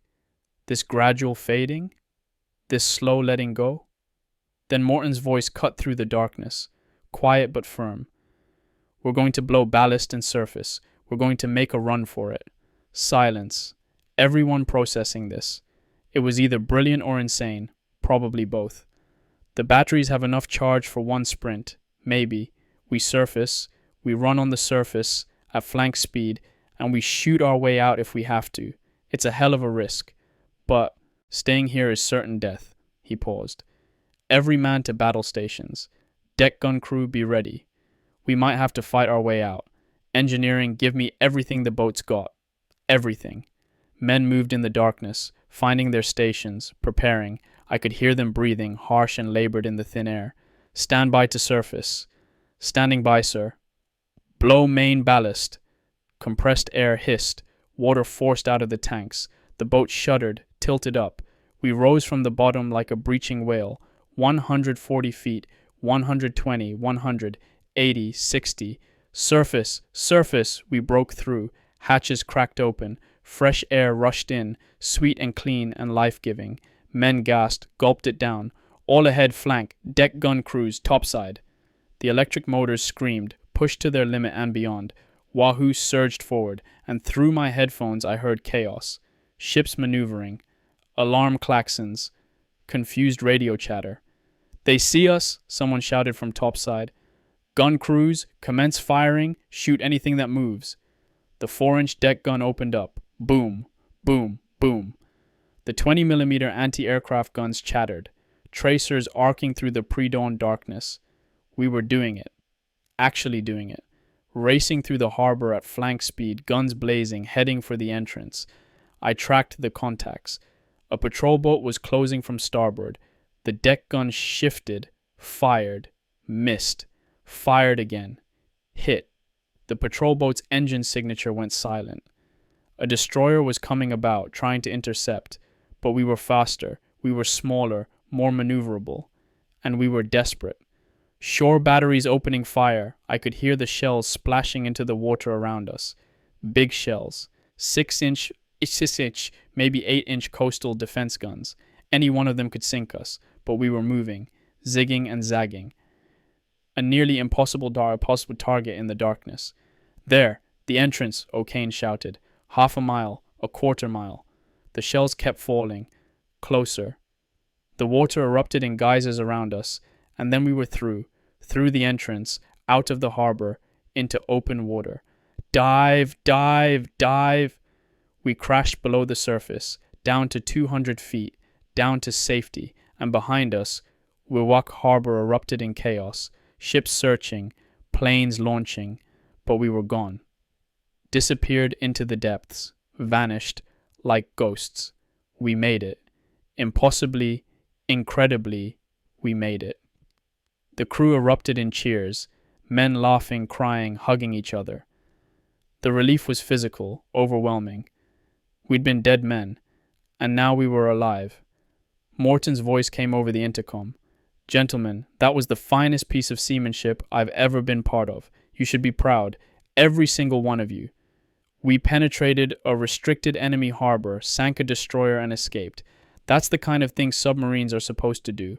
But his voice was shaking, just slightly, enough to hear the strain, the stress, the recognition of how close we'd come. We limped away from Wewak at best speed. Every man at his station. Every system checked and rechecked. The boat was hurt. We were hurt. But we were alive. It's hours later now. Dawn. We're well clear of Wewak, running submerged in open water. Damage control teams have been working non-stop. We have leaks, electrical problems, damaged systems, but nothing fatal, nothing that will prevent us from continuing the patrol or getting home. I still can't quite believe it, can't quite process that we survived. I was so certain we were going to die, so absolutely certain. I'd made peace with it, accepted it, said my goodbyes, and yet here I sit, writing in my diary, breathing recycled air, listening to the familiar sounds of the boat around me. Here. Alive. Somehow. Chief Peterson found me an hour ago. He looked as shaken as I've ever seen him. Hell of a thing, huh, kid? He said. Yeah. You did good in there. Real good. Kept your head when a lot of guys were losing theirs. I was terrified, Chief, the whole time. I thought we were dead. So did I. He said it simply, matter-of-factly. So did everyone. But we kept doing our jobs anyway. That's what matters. Not whether you're scared, whether you function despite the fear. I keep thinking about how close it was. If Morton hadn't decided to surface when he did, if the batteries had been completely dead, if the shore gunners had gotten lucky, so many things could have gone wrong. But they didn't. We made it. That's what you need to focus on. We made it. But I can't stop thinking about the alternative, about how easily it could have gone the other way, about how thin the line is between life and death, about how luck and skill and desperation are sometimes all that stand between you and the darkness. We sank a destroyer. That's confirmed. O'Kane saw her breaking up as we escaped. A major Japanese warship, sent to the bottom. A significant victory. But the cost. The absolute terror of those hours in the harbor. The certainty of death. The psychological scars that won't heal even though our bodies survived. Was it worth it? Would I do it again? I don't know. Honestly, I don't know. But I know this. I'm not the same person who entered that harbor yesterday morning. That Tommy Riley, the one who still had some innocence left, who could still imagine war as something glorious and heroic, he died in Wewak Harbor. The person writing this is someone different, harder, older, changed in ways I can't fully articulate. I survived. We all survived. But part of me was left behind in that darkness, in that paralyzed terror, in those moments when I knew I was about to die, and I'm never getting that part back. Mary, I'm alive. I don't know how, but I am. I'm coming home to you. I swear it. But the man who comes home won't be quite the same man who left. I hope you'll still recognize him. I hope you'll still love him. I hope I'll still recognize myself. Entry 10, January 26, 1943, Evening Watch. Aftermath. I can't sleep. Every time I close my eyes, I'm back in the harbor, in the darkness, feeling the depth charges explode around us, certain I'm about to die. My hands shake constantly now, not just when I'm scared, but all the time. A fine tremor that I can't control. I keep my hands in my pockets when I can so nobody sees, but Chief Peterson notices. He notices everything. The rest of the crew seems fine, celebrating even. We're heroes. We pulled off something incredible. The story of the Wewak Harbor penetration is spreading through the boat. Men are calling it the gutsiest move in submarine warfare history. Morton and O'Kane are legends now. And maybe they are. Maybe we all are. But I don't feel like a hero. I feel hollowed out, like something essential was scraped away in that harbor, leaving just the shell of who I used to be. Hank noticed me sitting alone in the mess, not eating. You okay, Tommy? Yeah, fine. You don't look fine. Just tired. He sat down next to me. It's okay to not be okay, you know. What we went through yesterday, that was. He trailed off, searching for words. That was beyond anything I thought was possible. I've never been so scared in my life. You seemed calm, I said. I was screaming inside my head the entire time. I just didn't let it show. He paused. But I cried for an hour after we escaped, locked myself in the head and just let it out. I looked at him, surprised. Hank always seemed so together, so strong. Everyone processes differently, he continued. Some guys laugh it off, some guys get angry, some guys shut down. There's no right way to deal with it. You just deal with it however you can. I keep seeing it, I admitted. The darkness, the depth charges, hearing them fall through the water, knowing they were going to kill us. Me too. I think we all do. Does it get better? He was quiet for a long time. I hope so, he finally said. I really hope so. But he didn't sound convinced. Chief Peterson pulled me aside after my watch today. We stood in the forward torpedo room, away from the others. Talk to me, Riley. What's going on in your head? I don't know, Chief. I can't stop thinking about it. The harbor? All of it. The harbor, the depth charges, how close we came. But also, I struggled to find the words. The destroyer we sank, the men on it. They drowned, Chief, just like we almost did. They were in the darkness, in the cold water, dying, and we did that to them. Chief nodded slowly. Yeah, we did. How do you live with that? You remember why we're doing it. They're the enemy, Riley. They started this war. They're killing our people. And if we don't stop them, they'll keep killing. More Americans, more allies, more innocents. But they're still people. Yes, they are. He didn't try to deny it, didn't try to make it easier. War is killing people. That's what it is. That's what we signed up for. Whether we fully understood it or not, we're warriors. And warriors kill. That's the job. What if I can't do it anymore? Can you still operate your sonar? Yes. Can you still track contacts? Yes. Then you're doing the job. Everything else, all the philosophy and morality and guilt, you work through that on your own time. But when you're at that station with those headphones on, you focus on the technical work, on being the best sonar man you can be. You let Morton and O'Kane worry about the morality of it. It makes sense what he's saying. Compartmentalize. Separate the emotions from the job. Function despite the doubt. But it feels like losing something essential, like cutting out part of my humanity to make the job easier. Maybe that's necessary. Maybe you can't be fully human and fully effective at war. Maybe you have to choose. I don't like that choice, but I'm making it anyway. We're continuing the patrol, still hunting. Morton says we have at least 2 more weeks before we head back to Pearl. 2 more weeks of this, of the tension and the fear and the killing. I don't know if I can do 2 more weeks, but I will. Because there's no alternative. Because these men are counting on me. Because quitting isn't an option. Mike O'Malley tried to cheer me up tonight. Told jokes, stories, anything to get me to smile. I appreciated the effort, even if it didn't really work. You're not yourself, Tommy, he said finally. No, I'm not. WeWuck really got to you. It got to all of us. Yeah, but some of us are bouncing back. You're not. You're just quiet, withdrawn. I'm just processing. Well, process faster. I need my card partner back. You're no fun when you're all mopey. I tried to smile. I'll work on it. But the truth is, I don't know how to bounce back from this.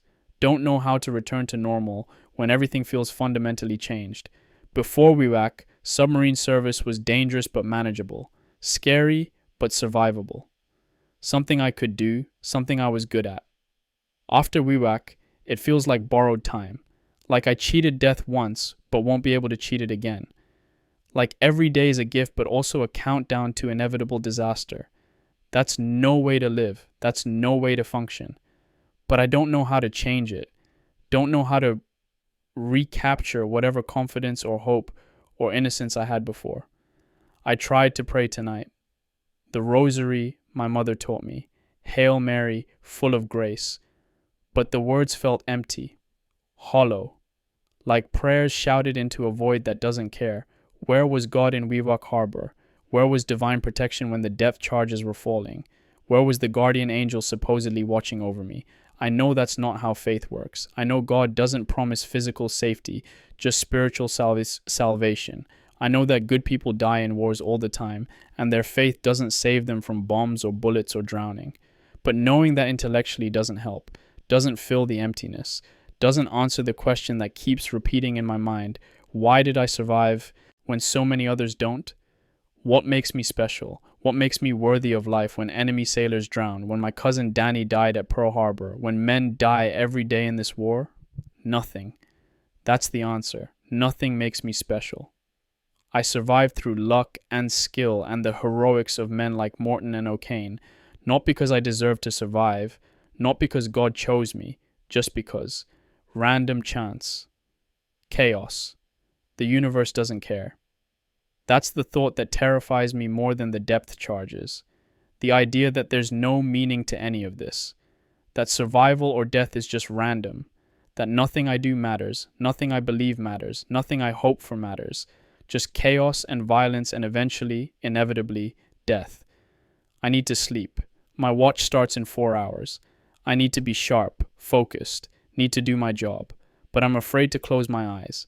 Afraid of the dreams. Afraid of being back in that harbor, trapped in the darkness, hearing the depth charges fall. So I'll sit here a little longer, writing, thinking, trying to make sense of something that makes no sense, trying to find meaning in chaos, trying to remain human in a job designed to make us killers, trying to survive not just physically but mentally, spiritually, emotionally. That's the real war, isn't it? Not against the Japanese, against ourselves, against what we're becoming, against the darkness inside, and I'm not sure I'm winning that war. Entry 11, January 28th, 1943, late afternoon, back on patrol. Morton won't give us time to rest, time to process, time to heal. We're back to hunting. This morning around 0900 hours, I picked up another convoy, 4 merchants with 2 escorts.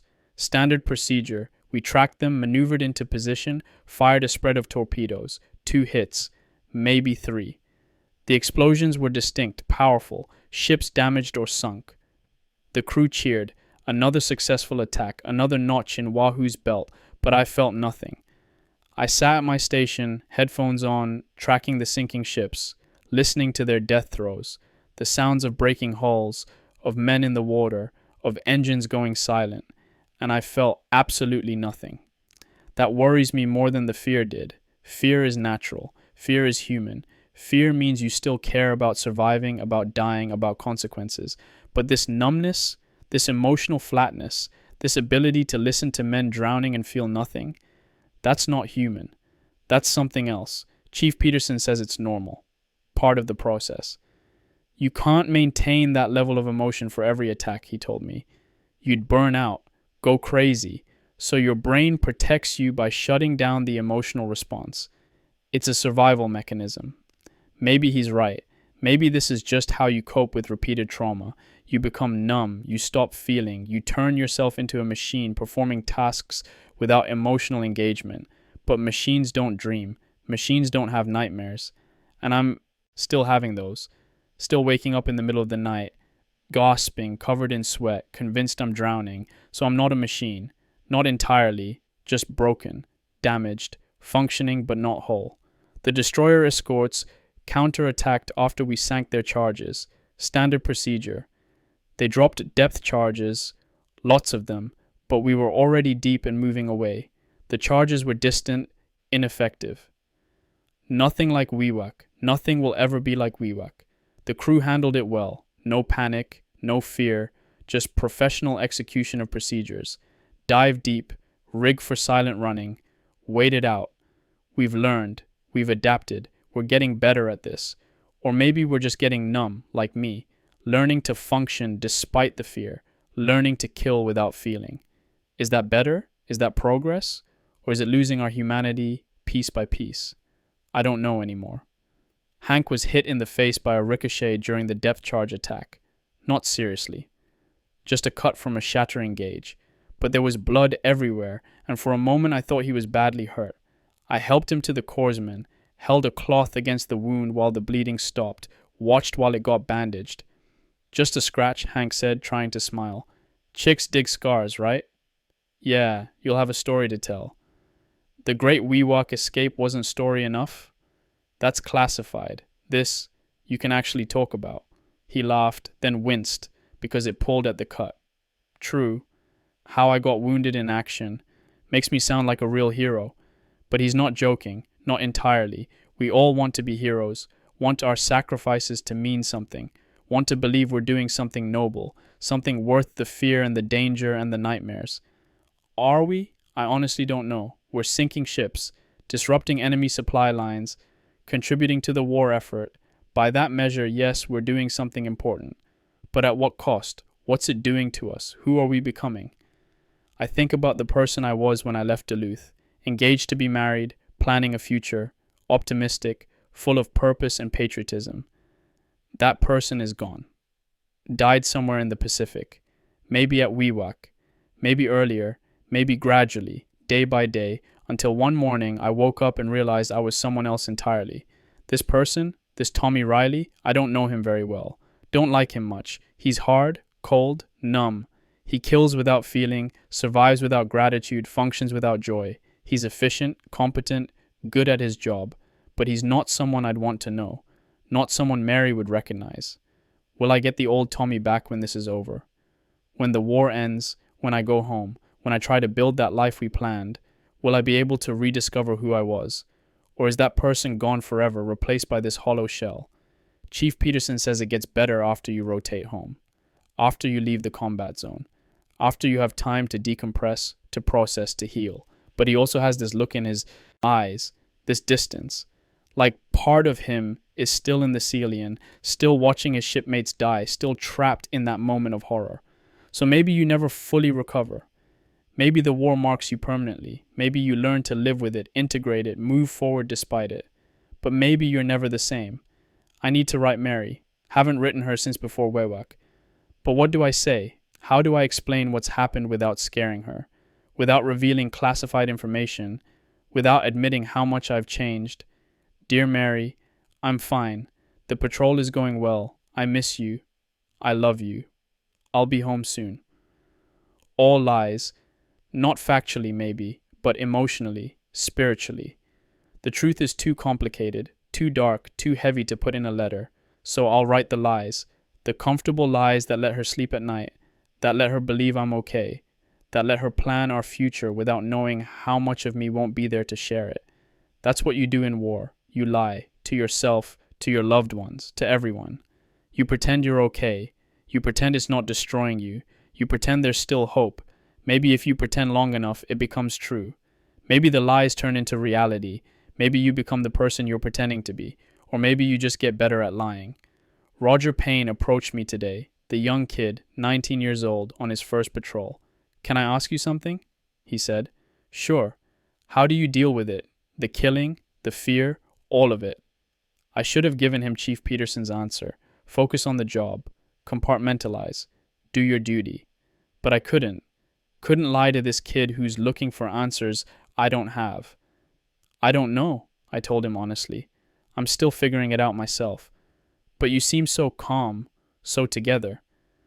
That's just the surface. Inside, I'm a mess. He looked surprised, maybe disappointed. So there's no trick to it? No way to make it easier? If there is, I haven't found it. You just keep going. Keep doing your job. Keep hoping it'll end soon. That's not very encouraging. No, it's not, but it's honest. He nodded slowly. Thanks, I guess, for being real with me. We're all doing the best we can, Roger. That's all any of us can do. But is that true? Is my best good enough? When I'm numb and broken and barely functioning, is that acceptable? It has to be, because it's all I've got right now. The patrol continues. Another week, maybe two, before we head back to Pearl. Another week of hunting. Another week of attacks. Another week of surviving. I can do this. I have to do this. There's no other choice. One day at a time, one watch at a time, one moment at a time. Just like Chief said, the next thing, and then the next thing, and then the next. Don't think about tomorrow. Don't think about Wewak. Don't think about the nightmares or the numbness or the fear. Just do the next thing. It's not much of a philosophy, not much of a way to live. but it's all I've got. Entry 12, February 1st, 1943. Late night, another attack. We hit another convoy today. This time Morton decided to do it differently. We surfaced, not for a quick shot and dive, for a gun battle. We're going to save our torpedoes, he announced. Use the deck gun. Show these bastards what Wahoo can do. So we surfaced a few hundred yards from a large sampan, maybe 100 tons, wooden hull, clearly carrying supplies, and opened fire with the 4-inch gun. I wasn't at my station for this. Morton wanted everyone who could be spared to come topside, to see, to witness. So I climbed up through the hatch and stood on the deck in the fresh air and sunlight, and I watched us destroy that ship. The 4-inch gun fired. Boom! The shell hit the sampan amidships. Wood splintered. The vessel shuddered. Boom! Another hit. The sampan was listing now, taking on water. Cease fire, Morton ordered. Let them abandon ship. Through binoculars, I could see the crew, Japanese sailors, scrambling for lifeboats, panicked, desperate, knowing they were about to sink. We sat there, engines idling, watching them.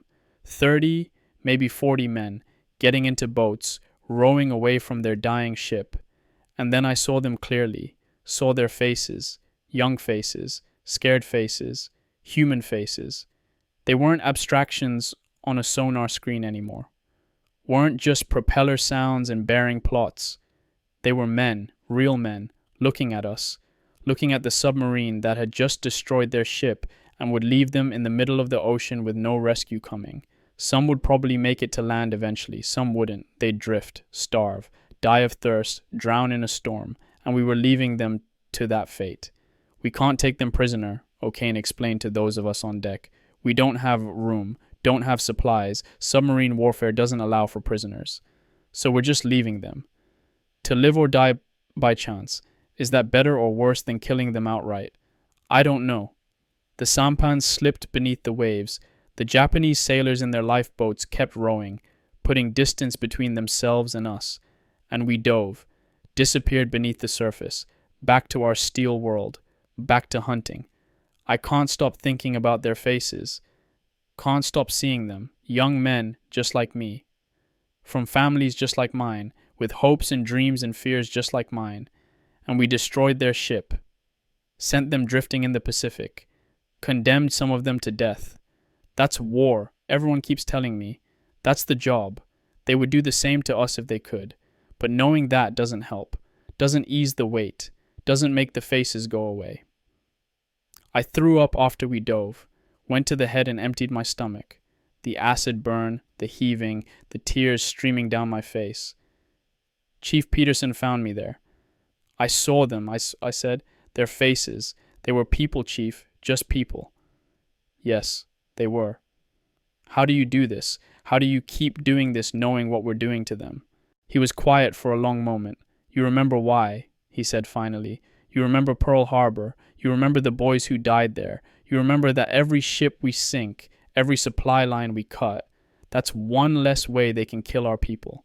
That's one step closer to ending this war. But they're still people. Yes, they are. And that's the tragedy of war, Riley. Good people killing good people because their governments couldn't figure out how to coexist. But we don't get to choose whether to participate. We're in it now. The only choice we have is whether to do it well or poorly, whether to do our duty or abandon our brothers. That's it. That's the only choice. What if I can't do it anymore? Can't or won't? I don't know. Maybe both. He gripped my shoulder, hard. Listen to me. You can do this. You are doing this. You're one of the best sonarmen I've ever worked with. You're saving lives, Riley. Every contact you detect, every track you plot, that's information that keeps this crew alive. That's your job. Not to feel good about the killing, just to do your part so we all make it home. I just want it to be over. So do we all, but it's not, so we keep going? He left me there in the head, alone with my thoughts and my guilt and my nausea. Eventually I cleaned myself up, went back to my station, put the headphones on, did my job. Because he's right. What's the alternative? Give up? Let down these men who depend on me? That's not an option. So I keep going, keep functioning, keep killing, but I'm keeping count now. In my head, a running tally. Ships sunk, sailors killed, lives ended by my participation. That sampan today, maybe 40 men. Some will survive, some won't. Let's say 20 dead eventually. From exposure, from sharks, from drowning. The destroyer at Wewak, full complement would be 200 men, give or take. Probably half went down with the ship. 100 dead. The convoy we hit 3 days ago. 2 freighters damaged or sunk. Maybe 100 more sailors. That's 220 lives. 220 men who had families and homes and futures. All gone because of actions I participated in. 220 ghosts. And the patrol's not over yet. We'll hit more targets. Kill more men. Add to the count. How high will the number go before this war ends? 500? 1,000? More? How does anyone live with numbers like that? How does anyone sleep at night knowing they've participated in killing hundreds of people? You don't think about it. That's how. You push it down. You focus on the technical work. You become numb. You stop being fully human. Maybe that's necessary. Maybe you can't be a good warrior and a good person simultaneously. Maybe you have to choose. I think I'm choosing. Without consciously deciding, I'm choosing the warrior over the person. The sonar man over Tommy Riley. Because the sonar man can function. The sonar man can track contacts and plot bearings and help sink ships. Tommy Riley? He's broken, traumatized, unable to cope. So I'll be the sonar man. For now. For the duration of this patrol, for as long as necessary. And maybe later if I survive, if I make it home, I can try to find Tommy Riley again. Try to piece him back together. Try to remember who he was before all this. But that's later. That's hope for the future. Right now, in this moment, on this submarine, in this war, I'm just the sonar man. Nothing more, nothing less. It's not much, but it's enough to keep going. It has to be enough. Entry 13, February 3rd, 1943, afternoon. The weight of it. We've been at sea for 18 days now. Feels like 18 years. The boat smells worse than ever. Sweat, diesel, garbage, unwashed bodies. The heat is relentless. The air is thick and oily. Everything's damp. Everything's grimy. We're all losing weight. We're all exhausted. But we keep hunting. Morton is relentless. We're averaging an attack every 2 to 3 days. The man won't stop, won't rest, won't give the Japanese a moment's peace. And we follow him. Because he's brilliant. Because he's lucky. Because he gets results. But I'm so tired. Bone deep tired. The kind of tired that sleep doesn't fix. The kind that settles into your soul and makes everything feel heavy. I'm tired of the fear. Tired of the tension. Tired of tracking enemy ships and helping kill enemy sailors. Tired of pretending I'm okay when I'm falling apart. How much longer can I keep this up? How much more can any of us take? Roger Payne had a breakdown yesterday, started crying during his watch, just sat there at his station sobbing, couldn't stop, couldn't pull himself together. The corpsman gave him something, a sedative I think, put him to bed for 12 hours. When he woke up, he seemed better. Functioning again. But there's something gone from his eyes, some essential spark. He's moving through the motions, but not really there. I understand. I'm not really there either. I'm going through the motions, doing my job, but some essential part of me has checked out, retreated to a place where the war can't reach it. Self-preservation, maybe. Or fragmentation, hard to tell the difference. Mike O'Malley tries to keep spirits up, tells jokes, deals cards, shares his pogey bait, candy and snacks from his personal stash, tries to maintain some semblance of normalcy. But even Mike is starting to show the strain. His jokes aren't as funny, his smile doesn't reach his eyes, he's just going through the motions too. We're all breaking down, slowly, piece by piece, trying to hold it together until we can make it back to Pearl. Just a few more days, maybe a week. Then we'll be back. Then we'll have leave. Then we can try to remember who we were before this patrol started, if that's even possible. I'm trying to remember what it felt like to be normal, to wake up without fear, to go through a day without wondering if it's your last, to see other people as people instead of potential threats or targets. I can barely remember. It's been less than a month, but it feels like a different lifetime, like that person who existed before was someone else entirely. Mary feels distant too, not just geographically, emotionally. Her letters, I reread them constantly. They talk about a world I can barely remember, shipyard work, ration books, movies and dances and normal life. That world exists.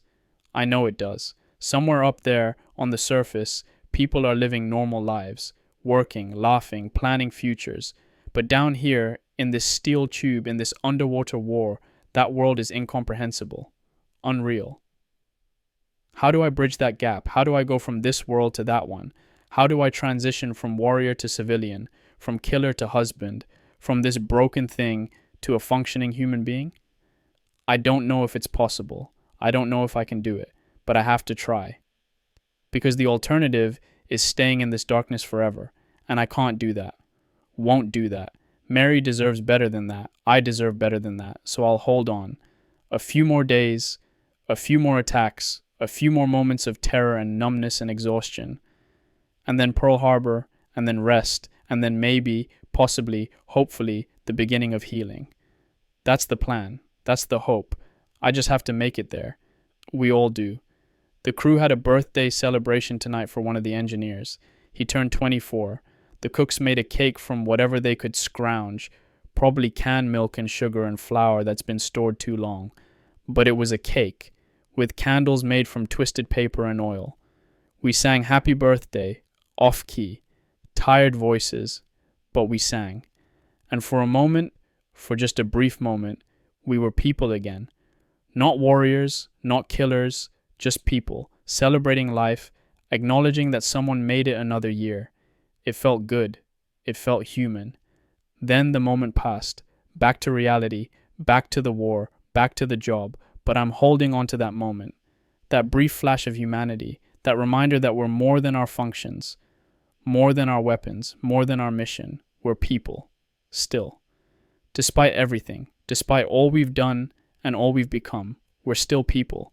And maybe that's enough to build on. Maybe that's the foundation for recovery, for healing, for eventually finding our way back to who we were. Maybe. I have to believe that. Have to. Because otherwise, what's the point?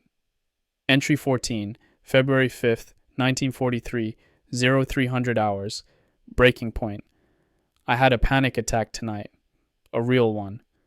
Couldn't breathe. Heart racing, room spinning. Thought I was dying. I was in my bunk, trying to sleep, when it hit. Suddenly, I was back in Wewak Harbor, trapped, depth charges falling, water rising, drowning. I couldn't breathe. The air was too thick. The walls were too close. I was going to die.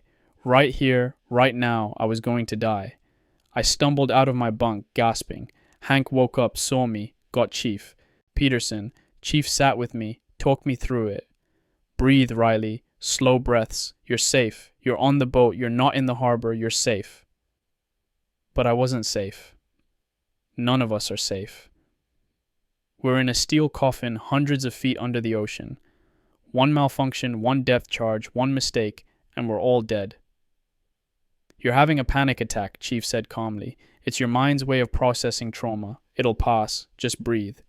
Eventually it did pass. The hyperventilation slowed, the heart rate dropped, the room stopped spinning. But the shame didn't pass. The humiliation, the weakness. I'm a United States Navy sonarman. I'm supposed to be strong, capable, reliable, not falling apart in the middle of the night, gasping like a dying fish, terrified of nothing. Except it's not nothing. It's Wewak.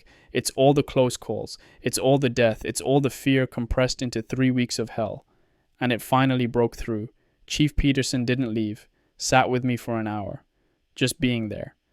Occasionally putting a hand on my shoulder. Solid, steady, a lifeline to reality. This happens, he said finally. Combat stress, battle fatigue, shell shock, they called it in the last war. Different names, same thing. You've been through more in 3 weeks than most people experience in a lifetime. Your mind is trying to process it. That's all. I can't function like this. You can. You are. You had one panic attack. It doesn't mean you're broken. It means you're human. What if it happens during an attack? What if I freeze when it matters? You won't. Your training will take over. You've proven that already. At WeWork, when things were worst, you kept working, kept tracking. Your conscious mind might panic, but your training goes deeper than that. I'm not sure I believe that. Then believe me, I've seen men break, really break. Catatonic, useless, completely non-functional. That's not you. You're stressed, exhausted, traumatized. But you're not broken. Not yet. Not yet. Those words hung in the air, an acknowledgement that breaking is possible, that I'm closer to the edge than I thought. What do? I asked. Keep doing what you're doing. Focus on the job, one watch at a time, and know that it's almost over. Few more days and we're heading back. Few more days and you can rest, really rest. And if I can't hold it together for a few more days? You can, I know you can. But if you can't, if it gets too bad, you tell me. We'll figure something out. Get you off the watch rotation for a bit. Give you time to decompress.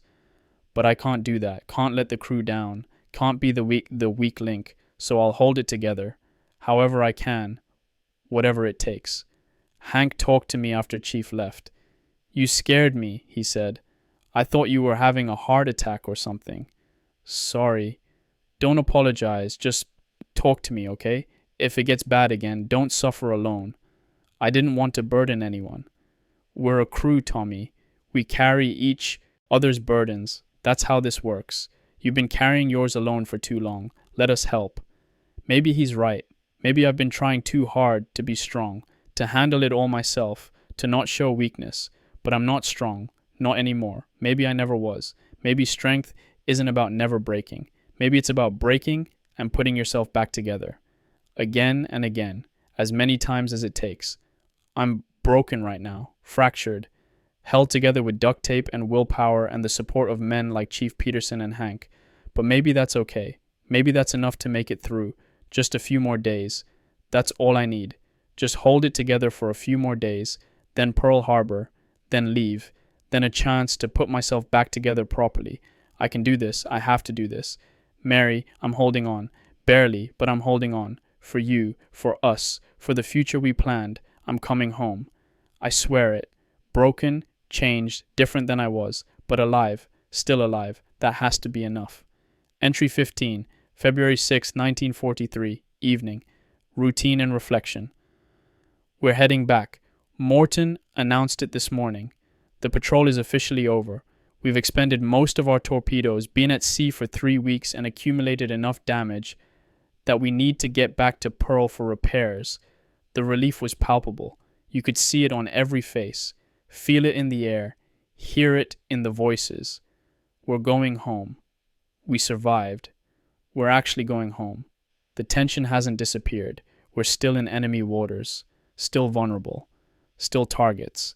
But knowing we're heading back, that the hunting is over, that we're done with combat for this patrol, it makes everything easier to bear. We're running on the surface now, making best speed toward Hawaii. The diesels are working hard, pushing us east, away from the war, towards safety. I spent my watch today at the sonar station, but there wasn't much to do, just routine scanning, no contacts, no threats, just ocean noise and the steady thrum of our own engines. It felt almost peaceful, normal, like being back in training instead of combat. I let myself think about the future, about getting back to Pearl, about leave, about writing real letters to Mary instead of these hurried, censored notes, about sleeping in a real bed, about eating real food, about not being afraid for a few days. Simple pleasures. But they feel monumental after 3 weeks of this. Chief Peterson checked in on me during my watch. How you doing, Riley? Better. Knowing we're heading back helps. Good. You made it. We all made it. Yeah, we did. He paused. What you went through the other night, the panic attack, that's not something to be ashamed of. You understand that? I'm trying to. I mean it. You did good work this patrol. Outstanding work. Don't let one moment of human weakness diminish that. Thank you, Chief. When we get back to Pearl, I'm recommending you for a commendation. Your tracking at WeWack, your performance under fire, your technical skill throughout the patrol, it's all been exemplary. I don't know what to say to that. A commendation, recognition, for what? For being scared? For participating in killing? For surviving? But I know he means well. that in the Navy's eyes I did my job well, that my technical skill contributed to the patrol's success. So I accepted the praise. Thank you, sir. It's an honor. The crew's mood has lightened considerably. Card games have resumed. Laughter is back. Men are making plans for liberty in Honolulu, what they'll eat, where they'll go, who they will see. Normal human things. Life asserting itself despite the death we've dealt and the death we've faced. Hank wants to go to the beach. Just sit on the sand. Feel the sun. Look at the horizon without it being through a periscope. Be part of the world again. Mike wants to eat. Real food. A steak. Potatoes. Vegetables that aren't from a can. Pie. Ice cream. Everything. Roger wants to sleep. 12 hours. 14. However long it takes to not feel tired anymore. I want all of those things, but mostly I want to feel safe.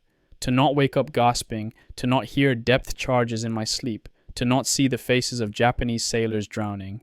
I want peace. Internal peace, mental peace, spiritual peace. I don't know if that's possible anymore, if I'm capable of that after everything, but I want it, need it. Maybe leave will help. Time away from the boat, from the crew, from the constant reminders of what we've done and what we've been through. Time to just be, to exist without purpose or mission or duty. To remember what it's like to be human instead of a weapon. That's what I need. Humanity. My own and others. Connection to something beyond war. Beyond death. Beyond fear. The chaplain back at Pearl, maybe I'll talk to him. Work through some of this. The moral weight. The guilt. The spiritual confusion. I don't know if faith can survive what I've experienced. But I'd like to try to salvage it. To find some meaning in the chaos, some purpose beyond simple survival. Maybe that's naive. Maybe the world is just chaos and violence with no deeper meaning. Maybe God doesn't exist or doesn't care. Maybe prayer is just talking to yourself. But I'd like to believe otherwise. I'd like to believe there's something more. Something worth preserving, something worth coming home for. For now, though, I'm just grateful to be alive. To have survived 3 weeks of combat, to be heading home with all 71 men still breathing. That's victory enough. That's miracle enough. Everything else, the processing and healing and rebuilding, that can wait until we're back in Pearl, until I have time and space and safety to deal with it properly. For now, I'm just a sonar man heading home. Job done. Duty fulfilled, still alive. That's enough. It has to be enough. 2 days to Pearl Harbor, 2 days to Diamond Head and those green mountains and that smell of flowers mixed with diesel. 2 days to letters from Mary and a chance to rest. 2 days. I can make it 2 more days. Entry 16, February 7th, 1943, 0500 hours. Approaching Pearl. I'm sitting on the deck as we surface run toward Pearl Harbor. The sun is just starting to rise. The sky is turning from black to purple to pink. Diamond Head is visible in the distance, getting closer with each passing minute. It's beautiful. Impossibly beautiful after 3 weeks underwater. Other men are topside too, watching the sunrise. Watching Hawaii emerge from the darkness. Silent, most of them, just taking it in. We made it. We're actually here. We survived. I keep thinking that and still can't quite believe it. After Wewak, after the depth charges, after all the close calls and terror and certainty of death, we made it. All 71 of us. Every single man. Not one casualty. Not one death. That's almost unheard of. Morton and O'Kane took incredible risks. And somehow, impossibly, we all survived. The radio chatter is picking up. Pearl Harbor approaching. Instructions for docking. The bureaucracy of return. But up here on the deck, watching the sun rise over Hawaii, it's just us. Just the crew. Just the men who survived together. Hank is beside me. We haven't spoken in 10 minutes. Don't need to. Just standing together, watching the sunrise, alive. Finally, he breaks the silence. We made it, Tommy. Yeah, we did. I didn't think we would. At Wewak, I was sure that was it. Me too. But here we are. Here we are. He pulls out a cigarette, lights it, takes a long drag. I'm going to remember this moment, this sunrise, this feeling.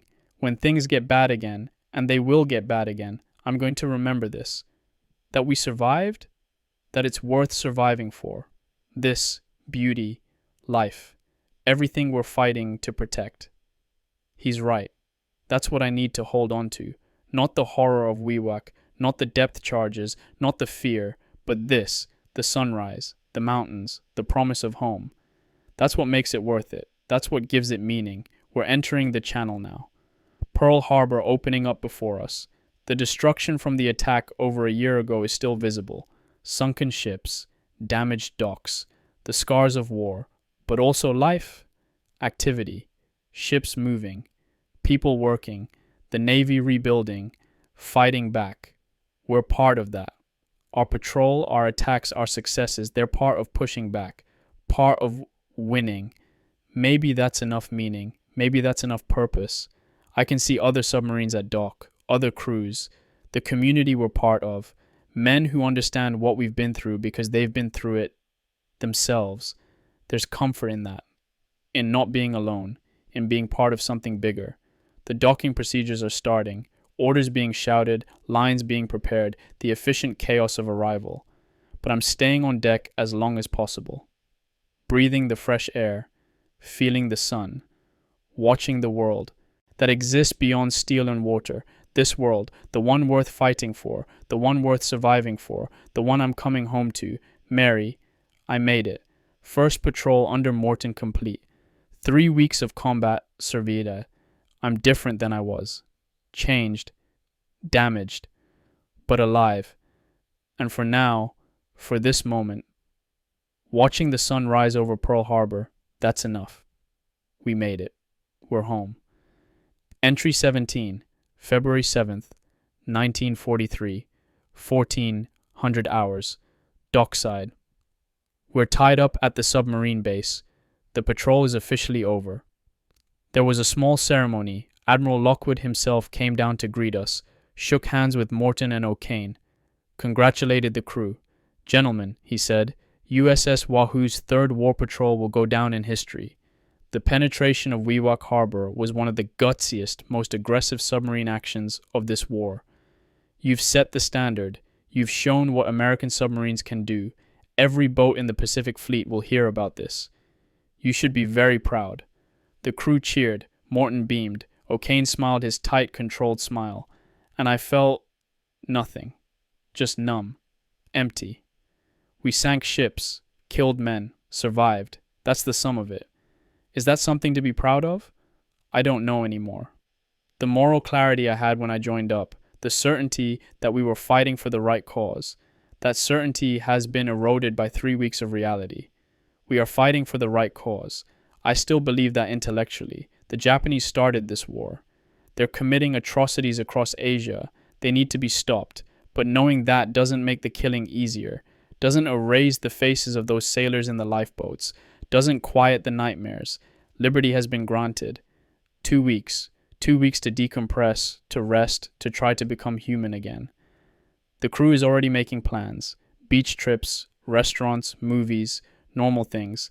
I collected my mail. 7 letters from Mary, 1 from my mother, 1 from my sister.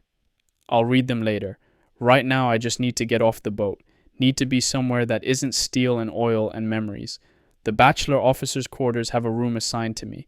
Temporary housing during leave. A bed, a desk, a window, private space. Luxury after 3 weeks of hot bunking with 70 other men. I walked there in a daze. The sunlight felt too bright, the air too open, the sounds too loud, everything too much after weeks in the dimness of the submarine. I'm sitting in the room now, door closed, window open, breeze coming through, and I don't know what to do with myself. For 3 weeks, every moment was scheduled. Every action had purpose. Watch rotations, meals, drills, combat, sleep when you could grab it. Now there's nothing. Just time. Empty, unstructured time. It should feel liberating. Instead, it feels disorienting, vertiginous. Like I've lost all anchors and I'm drifting. I should read Mary's letters. Should write her back. Should eat something. Should sleep. Should do 100 things. But I'm just sitting here, staring at the wall, unable to process that it's over, that I'm safe, that I survived. There's a knock on the door, Chief Peterson. Wanted to check on you, he says. Make sure you're settling in okay. I'm fine. He looks at me skeptically. You're not fine. None of us are fine. But that's okay. We've got 2 weeks to work on it. I don't know what to do with myself. That's normal. Takes time to decompress, to shift from combat mode to normal mode. Give yourself a few days. It'll get easier. Will it? Usually. He pauses. Most of the crew is heading to Waikiki Beach tomorrow. You should come, get some sun, swim in water that isn't trying to kill you, be around people. Maybe. Tommy, don't isolate. That's the worst thing you can do right now. Stay connected, stay engaged. That's how you get through this. He's probably right, but the idea of being around people, of pretending to be normal, of acting like everything's fine, it's exhausting just thinking about it. I'll think about it, I tell him. He nods. Okay, but if you need anything, you know where to find me. After he leaves, I finally open Mary's letters, reading them in order, from oldest to newest. Her life continues. Work at the shipyard, rationing, news from the neighborhood. My brother Patrick was shot down over Tunisia but bailed out safely, is now in a British hospital recovering from burns. The war touches everything. Even in Duluth, even far from the combat, the war is everywhere. She writes about missing me, about counting the days until I come home, about the life we'll build together when this is over. I've been looking at houses, she writes in one letter. There's a nice one on 5th Avenue near the park. 2 bedrooms, a little yard. I imagine us there, Tommy. I imagine you coming home from work, me greeting you at the door. Normal life, simple life. The life we deserve after all this. She still believes in that future, still has hope, still thinks I'll be the same person who left. I don't know how to tell her I'm not. That Tommy Riley from Duluth, the one who skated with her on frozen lakes and fixed radios and went to Sunday Mass. He's gone, changed into something else, something harder and more damaged. Will she still love this version, this broken veteran who can't sleep without nightmares, who sees death in every shadow, who's killed men and can't forget it? I want to believe she will, want to believe love is strong enough, but I'm not sure of anything anymore. I should write her back, but what do I say? How do I span the distance between her world and mine, between her hopes and my reality? Dear Mary, I'm back in Pearl Harbor. The patrol is over. I'm safe. I miss you. I love you. True statements, all of them, but they don't capture the truth, don't express what I've been through, don't prepare her for what I've become. But maybe that's okay. Maybe she doesn't need to know. Maybe I can protect her from the worst of it, keep the horror to myself, present her with as much of the old Tommy as I can salvage. Maybe that's possible. Maybe that's the best I can do. I'll write the letter tomorrow, after I've slept, after I've had time to find some words that span the distance without revealing too much. For now, I just need to sit here, in this room, in this moment, alive, safe, home, or as close to home as I can be. It's enough, for now. It has to be. Entry 18, February 8th, 1943, late morning, first full day. I slept 12 hours, straight through, no nightmares, no waking up gasping, just deep, dreamless sleep. I woke up confused, didn't know where I was at first, then remembered. Pearl Harbor, leave. The patrol is over. The relief was physical, like a weight lifting, like being able to breathe fully for the first time in weeks. I'm still tired. Sleep debt from 3 weeks of combat doesn't erase with one night of rest, but it's a start. I went to the mess hall for breakfast, real food, eggs that weren't from powder, bacon, fresh bread, coffee that didn't taste like oil, fruit. I ate until I was uncomfortable. My stomach has shrunk from 3 weeks of submarine rations. But it was glorious. Every bite was glorious. Some of the crew was there, Hank, Mike, a few others. They looked better too, cleaner, rested, more human. We didn't talk about the patrol, didn't talk about Wewak or the attacks or the fear, just talked about food, about sleep, about plans for the day. Normal conversation. It felt foreign, strange, but also good.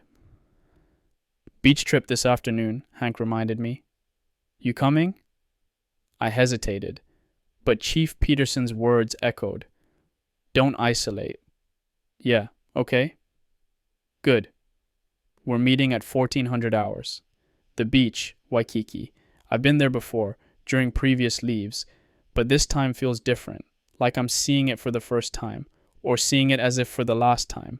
Either way, more precious, more significant. I spent the morning writing letters, to Mary first, trying to find words that were honest but not frightening, loving but not desperate, normal but not fake. Dear Mary, I'm back in Pearl Harbor, the patrol is over, and we all made it back safely. I can't tell you much about what we did, classified, but we did our job well and I'm proud of the work we accomplished.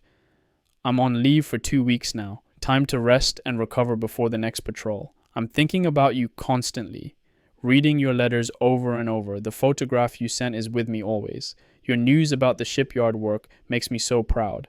You're doing important things too. We're both part of this effort, both contributing to victory. That knowledge helps more than you know. I heard about Patrick getting shot down. Thank God he survived. Give everyone my love, and tell them I'm praying for his quick recovery. I miss you terribly. Miss home. Miss the cold and the snow and the lake. Miss everything that isn't war. But I'm holding on to the future. Onto us. Onto that house you mentioned on Fifth Avenue. I can see it, Mary. I can see us there. That vision keeps me going. I love you more than words can express. Count the days until I can see you again, hold you again, start building that life we planned. All my love, Tommy. It's not everything, not even close, but it's what she needs to hear, and maybe if I say it enough, write it enough, I'll start to believe it again too. To my mother next. Similar themes. Safe, proud, missing home, thinking about the future. The lies we tell our loved ones to let them sleep at night. Then to my sister. To my brother Patrick. Care of the British hospital. To friends back home. Maintaining connections. Maintaining the illusion of normalcy. Maintaining hope. By the time I finished, it was afternoon. Time for the beach. The beach trip was exactly what I needed, though I didn't realize it until we got there. White sand, blue water, sun and sky and space. Open space. No walls, no ceiling, no confinement. I stood at the water's edge and just breathed, in and out. Salt air and sunshine, life. Hank splashed into the water, diving under, coming up laughing. Mike joined him. Others followed. I waded in slowly.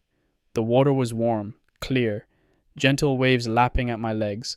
I dove under, opened my eyes beneath the surface, saw fish swimming, coral, light filtering down through clean, clear water, not like the dark depths of the Pacific where we hunt. This water was alive with color and light and beauty. I surfaced, floated on my back, looked up at the sky, clouds drifting, birds flying, the sun warm on my face. For the first time in weeks, maybe months, I felt something approaching peace. This is what we're fighting for, this beauty, this life, this freedom to float in warm water under blue sky without fear. This is worth protecting, worth surviving for, worth sacrificing for. Maybe I needed this reminder. Maybe I needed to see beauty again to remember why the ugliness matters. We spent hours at the beach, swimming, lying in the sand, talking about nothing important, just being alive, being young, being human. As the sun set, painting the sky, orange and pink and purple, Hank said, "This is the life, huh? This is what makes it all worth it." Yeah, I agreed. It really is. And I meant it. In that moment, watching the sunset with men who'd become my brothers, my body warm and tired from swimming, my mind quiet for the first time in weeks, I meant it. This is worth it. All of it. The fear and the danger and the nightmares. Because it protects this. It protects moments like this. It protects life and beauty and freedom. That's the meaning I was searching for. That's the purpose. Not glory or heroism or any abstract ideal. Just this. Life. Simple, beautiful, precious life. I'm going to hold on to this moment, this feeling, this peace. Tomorrow the darkness might return. The nightmares might come back. The weight might settle on my chest again. But today, I had this moment of peace, this reminder of what's worth fighting for. And that's enough. For now. For today. That's enough. Entry 19, February 12th, 1943, afternoon. Liberty in Honolulu. 5 days into leave. I'm starting to feel almost human again. The nightmares haven't stopped entirely, but they're less frequent, less intense. I'm sleeping more, eating more. The constant knot of tension in my chest is loosening. Last night, Hank, Mike, and I went into Honolulu, to a movie theater. They were showing Casablanca. It was surreal, sitting in a dark theater surrounded by other servicemen and their dates, watching Humphrey Bogart and Ingrid Bergman fall in love and make impossible choices in the shadow of war. We'll always have Paris, Bogart says at the end. And Bergman gets on the plane, and he lets her go, because it's the right thing, the noble thing, the thing that serves something bigger than their personal happiness. I cried, not obviously, just tears running down my face in the darkness, because I understood, because I'm living it. The choices you make, the sacrifices, the way love and duty can pull you in opposite directions. Mary is my Paris, my perfect moment, my reason, and I'm letting the war separate us because stopping it matters more than our personal happiness. That's nobility, I suppose. That's sacrifice. But God, it hurts. After the movie, we went to a bar. Nothing fancy, just a place where servicemen gather to drink and tell lies and pretend the war doesn't exist for a few hours. We played pool. Badly. Had a few beers, listened to the jukebox playing Glenn Miller and Tommy Dorsey. Mike told stories about growing up in Hibbing, about the mines and the snow and the Finnish immigrants who couldn't pronounce his Irish name. Made us laugh, really laugh. The kind of deep, genuine laughter that comes from being young and alive and temporarily free. A group of nurses from the hospital came in, young women, army nurses, far from home like us. Someone asked one to dance, others followed. I watched them dance. These young people trying to grab moments of joy before going back to treating wounded men, before going back to submarines, before going back to war. There was something beautiful about it, something defiant, life asserting itself despite death, joy despite sorrow, hope despite despair. You should dance too, Hank said. I don't know them. So, ask one, live a little. But I couldn't betray Mary like that. Even something as innocent as a dance felt like betrayal. So I watched, and drank my beer, and felt both grateful to be alive and guilty for being alive while so many others aren't. The emotional whiplash of being a combat veteran on leave, joy and grief, relief and guilt, hope and despair all mixed together in a confusing mess. I'm learning that this is normal, that everyone processes it differently, that there's no right way to handle the transition from combat to leave and back to combat again. You just muddle through, take it day by day, try to grab moments of peace when you can. I've been visiting the chapel on base, not for official services, just sitting in the quiet, trying to pray, trying to find some spiritual center. The chaplain found me there yesterday, Father O'Brien. Irish, probably 60 years old, kind eyes. Want to talk? He asked, and surprisingly, I did. For an hour I talked, about the patrol, about Wewak, about the fear and the killing and the moral confusion, about feeling disconnected from my faith. He listened, didn't judge, didn't offer easy answers. War challenges everything we believe, he said finally, about God, about morality, about the value of life. It's supposed to. If it didn't, we'd be psychopaths. So doubt is normal. Doubt is healthy. It means you're still thinking, still feeling, still human. The men I worry about are the ones who stop questioning, who accept the killing without moral weight, who stop seeing the enemy as human. But I still have to do the killing. Yes, and that's the tragedy. That's the burden you carry. But carrying that burden, acknowledging the moral cost, that's what keeps you human. That's what prevents you from becoming a monster. Does God forgive it? The killing? He was quiet for a long moment. I believe God understands the impossible situations we're put in, understands that sometimes good people have to do terrible things to stop even more terrible things. Whether that's forgiveness, I think that's between you and God. But I believe in a God of mercy, a God who sees your heart, your intentions, your burden, and I believe that God will judge you with compassion. It helped. Not completely, not perfectly, but it helped. I'm not seeking absolution. I'm seeking understanding, seeking some way to integrate what I've done with who I want to be. Maybe that's possible. Maybe I can be both, warrior and good person, killer and moral being. Maybe that tension is what keeps me human. Or maybe I'm just rationalizing, justifying, making excuses for the inexcusable. I don't know. But I'm trying. That has to count for something. Tomorrow the crew is having a party, unofficial, just us, somewhere off base. A chance to be together, without uniforms, or rank or duty, just the men of Wahoo celebrating survival. I'll go. Because they're my brothers. Because I owe them that. Because isolation isn't healthy. And maybe it'll be good. Maybe it'll remind me that I'm part of something.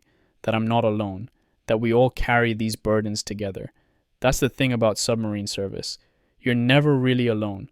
For better or worse, you're bonded to these men forever, linked by shared experience that no one else can understand. There's comfort in that, and burden, both at once. But right now, in this moment, sitting in my room writing this, watching the sun set over Pearl Harbor, I'm grateful. Grateful to be alive. Grateful for these men. Grateful for this time to rest and heal. The next patrol looms. It's always there, in the back of my mind. In a few weeks we'll be back on Wahoo, back to hunting, back to danger. But that's future Tommy's problem. Present Tommy is just trying to enjoy these moments of peace, these moments of life. And for now, for today, that's enough. Entry 20, February 15th, 1943, late evening. The party. Tonight was the Wahoo crew party. All 71 of us, crammed into a rented space off base. No officers, no rank, just the crew. Someone smuggled in whiskey, someone else brought a radio, someone else brought cards and dice and all the tools of gambling. We drank, we laughed, we told stories, and we didn't talk about the patrol. Not directly, not about Wewak or the attacks or the fear, but it was there, underneath everything, the shared experience that bonds us. Morton and O'Kane made a brief appearance, bought a round, toasted the crew. To the finest submarine crew in the Pacific Fleet, to Wahoo, to victory. We cheered, drank, and they left, letting us have our own time. That's good leadership, knowing when to be present and when to give your men space. The party went late, music playing, men dancing badly, arm wrestling contests, stupid bets, all the things young men do when they're alive and drunk and temporarily free from responsibility. Around midnight, Chief Peterson pulled some of us aside, the sonar gang, me, him, a couple others. I'm proud of you men, he said. What we accomplished this patrol, the quality of our tracking, our performance under fire, it was exceptional. You should be proud. We learned from the best, Chief, someone said. Maybe, but you executed. That's what matters. He paused. We're going back out in a few weeks. 4th patrol. It'll be just as dangerous. Maybe more. But I know we can do it. Because I know you. I trust you. That trust matters. More than medals or commendations or any official recognition. The trust of men like Chief Peterson, men who've been there, who understand what it costs. That's what keeps you going. We won't let you down, Chief, I said. I know you won't. The party broke up around 0200, men staggering back to their bunks or quarters, exhausted but happy, connected. I walked back with Hank and Mike, the 3 of us, arms around each other's shoulders, singing badly, laughing at nothing. I love you guys, Mike said, drunk and sincere. I really do. You're my brothers. Love you too? Hank and I said simultaneously, and we meant it. These men, I die for them. They die for me. That bond, forged in steel and terror and shared survival, it's deeper than blood. That's what submarine service does. It takes strangers and turns them into family. Now, I'm back in my room. The party over, the noise fading, alone with my thoughts again. In a week, maybe less, we'll be back on Wahoo. Back to preparation for the next patrol. Back to the routine of war.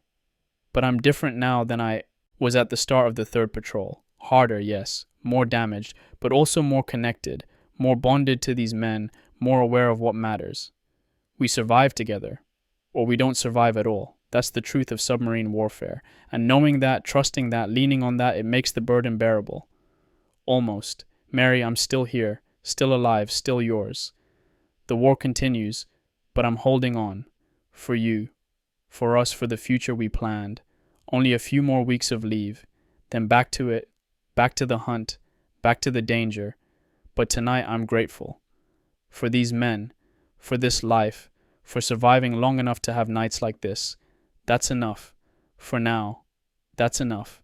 Entry 21. 1. February 21st, 1943. Afternoon. Letters from home. I received another packet of letters today. Mail call is irregular out here, but when it comes, it's precious. 6 letters from Mary, 2 from my mother, 1 from my sister, 1 from Patrick, still recovering in the British hospital. I read them all twice, then again, trying to absorb every word, trying to feel connected to that world so far away. Mary's letters span 2 months. Reading them in order is like watching her life progress. Her job at the shipyard is going well. She's been promoted. She's making real money, more than she ever has. Talks about depositing most of it in savings. For our house, she writes, for our future. She's still planning, still believing, still seeing a world beyond this war. I envy that. I struggle to see past the next patrol, the next month, the next day, but she sees years ahead, sees us married, sees children, sees growing old together. She writes about the neighborhood, about who's been drafted, who's been killed, gold stars appearing in windows, families grieving. Mrs. Henderson down the street lost both her sons, Mary writes. Twins, killed in the same action in North Africa. She doesn't leave her house anymore, just sits in the window, staring. Everyone tries to help, but she won't let anyone in. It's heartbreaking. The cost of war, not just on us, the ones fighting, but on the families, the ones waiting, the ones who get telegrams, the ones who lose sons and brothers and husbands and sweethearts. Mary doesn't write it explicitly, but I can read between the lines. She's scared of becoming Mrs. Henderson, scared of getting that telegram about me. I want to reassure her, want to promise I'll come home, but I can't make that promise. Not honestly, not after WW2, not knowing what's ahead. All I can do is tell her I love her, that I'm trying, that I'm holding on to us. My mother's letters are different, more news-focused, less emotional, or maybe just hiding it better. She writes about rationing, about victory gardens, about church socials and community efforts to support the troops.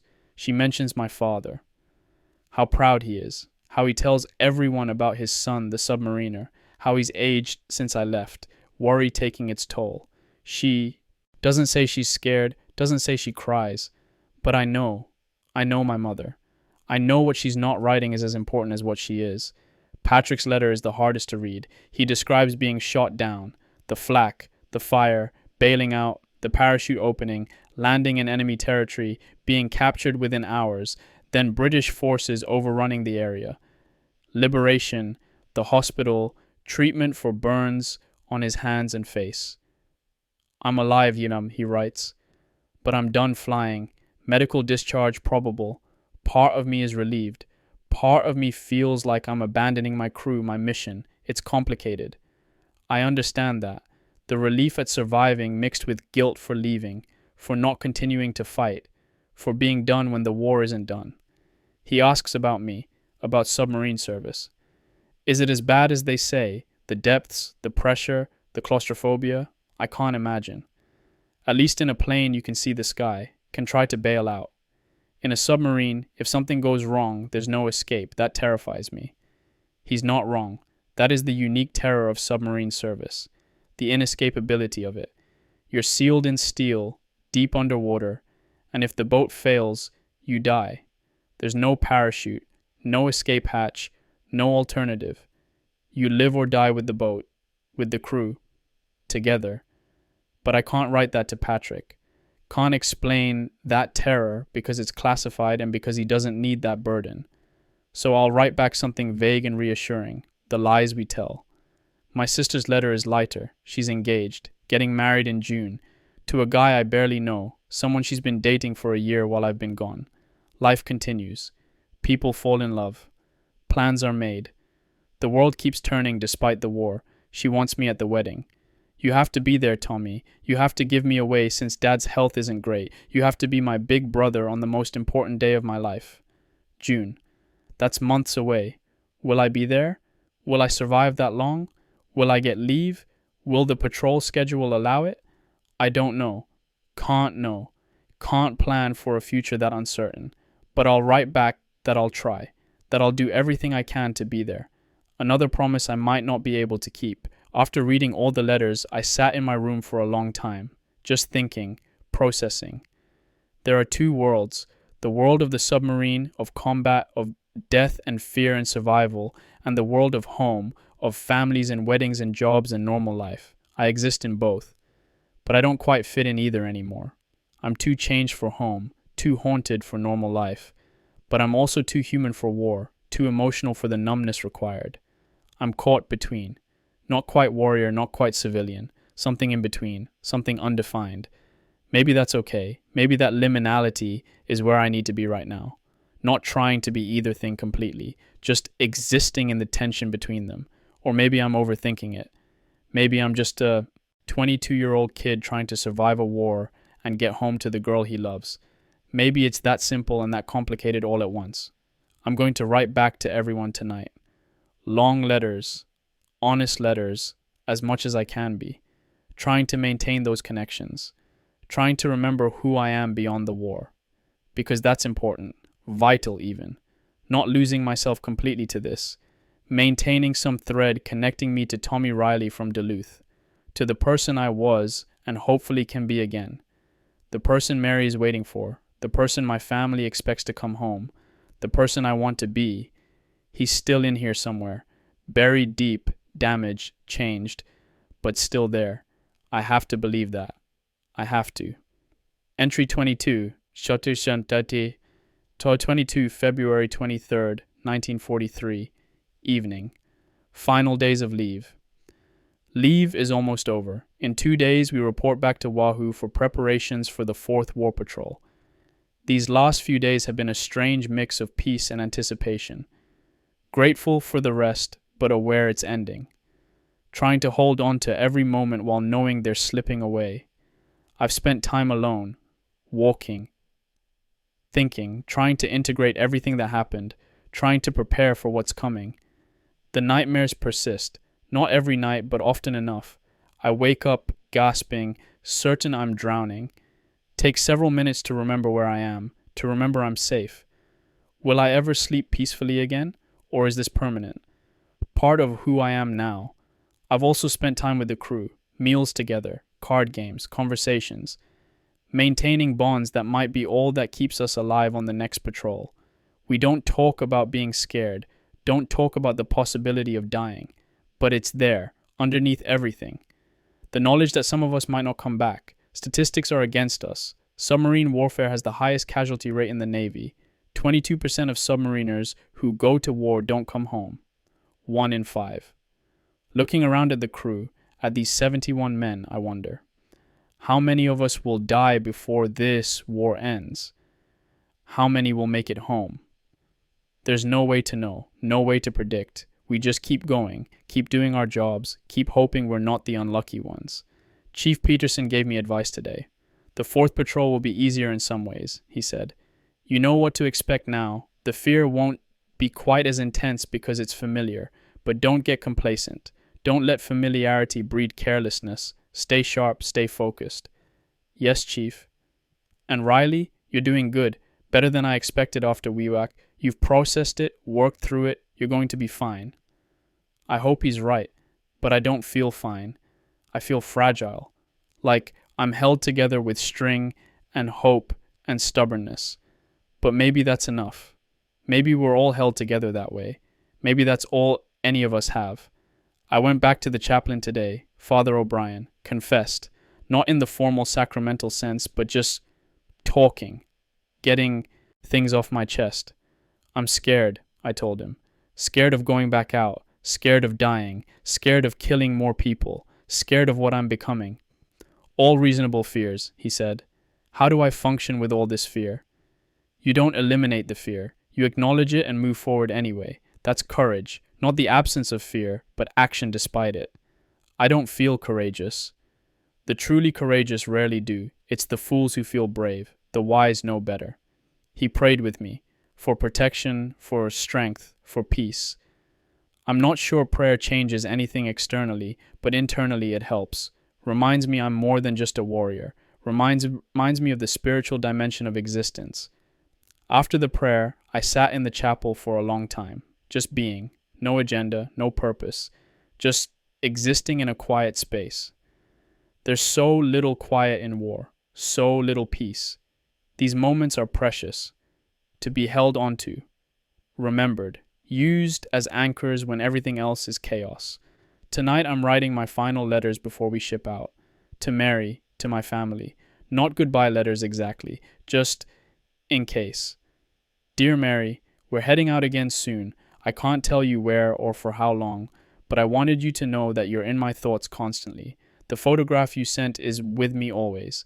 I look at it every day. Your smile sustains me through the hard times. Your love gives me reason to survive. I know this is difficult for you too. The waiting, the uncertainty, the fear.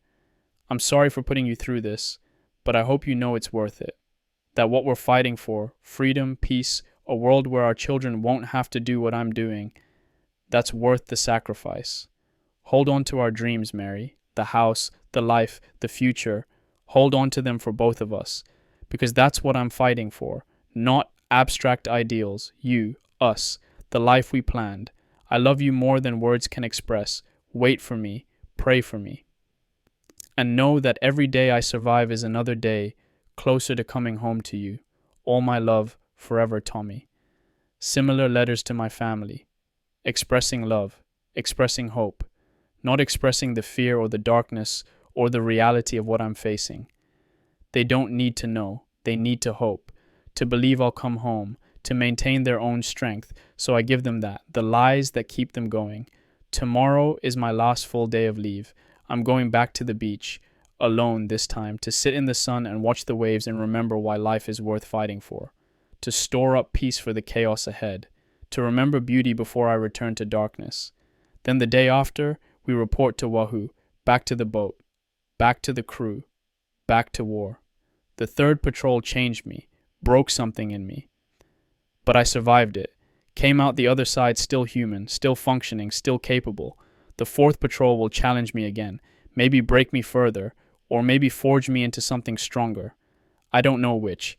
Can't know. All I can do is face it. Do my job. Trust my crew. Hold on to hope. And pray that when this patrol ends, when I come back to Pearl Harbor again, there's still enough of me left to rebuild. That's the goal. Not to be unbreakable, just to be mendable. To be capable of healing, to retain enough humanity that when this war finally ends, I can put myself back together, can rejoin the world of peace, of normal life, of Mary and home and futures. That's what I'm fighting for. That's what keeps me going. The hope of wholeness, of home, of peace. It has to be enough. Entry 23, February 25th, 1943, late evening, on the eve. Tomorrow we report to USS Wahoo for the 4th War Patrol. Tonight is my last night in this room, my last night of relative peace, my last night before returning to the steel world beneath the waves. I'm sitting here with all my letters written, all my affairs in order, all my gear packed, ready as I can be. But I'm not writing about tomorrow. I'm writing about today, about what I learned during this leave, about what I need to remember when things get hard again. I learned that I'm not alone, that 70 other men carry the same burdens I do, that we're bonded not just by duty but by shared trauma, shared survival, shared humanity. I learned that peace exists, that beauty persists, that even in wartime, there are moments of joy and light and hope. I learned that love endures, that Mary's waiting for me, that my family believes in me, that those connections remain strong despite distance and time and danger. I learned that I'm more fragile than I thought, that WeWork broke something in me that hasn't fully healed, that I'm damaged in ways I'm still discovering, but I also learned that I'm stronger than I thought, that I can face that damage and keep functioning, that broken doesn't mean useless, that I can still do my job even while carrying wounds. I learned that morality isn't simple, that killing is wrong and necessary, that being a good person and a good warrior might be contradictory, that I have to live with that contradiction. I learned that faith is complicated, that God's presence or absence doesn't change my duty, that I have to find meaning for myself rather than expecting it to be provided. Most importantly, I learned that survival is a choice, not just physical survival, though that matters, but psychological, emotional, spiritual survival. The choice to remain human despite everything pushing me toward becoming a machine or a monster.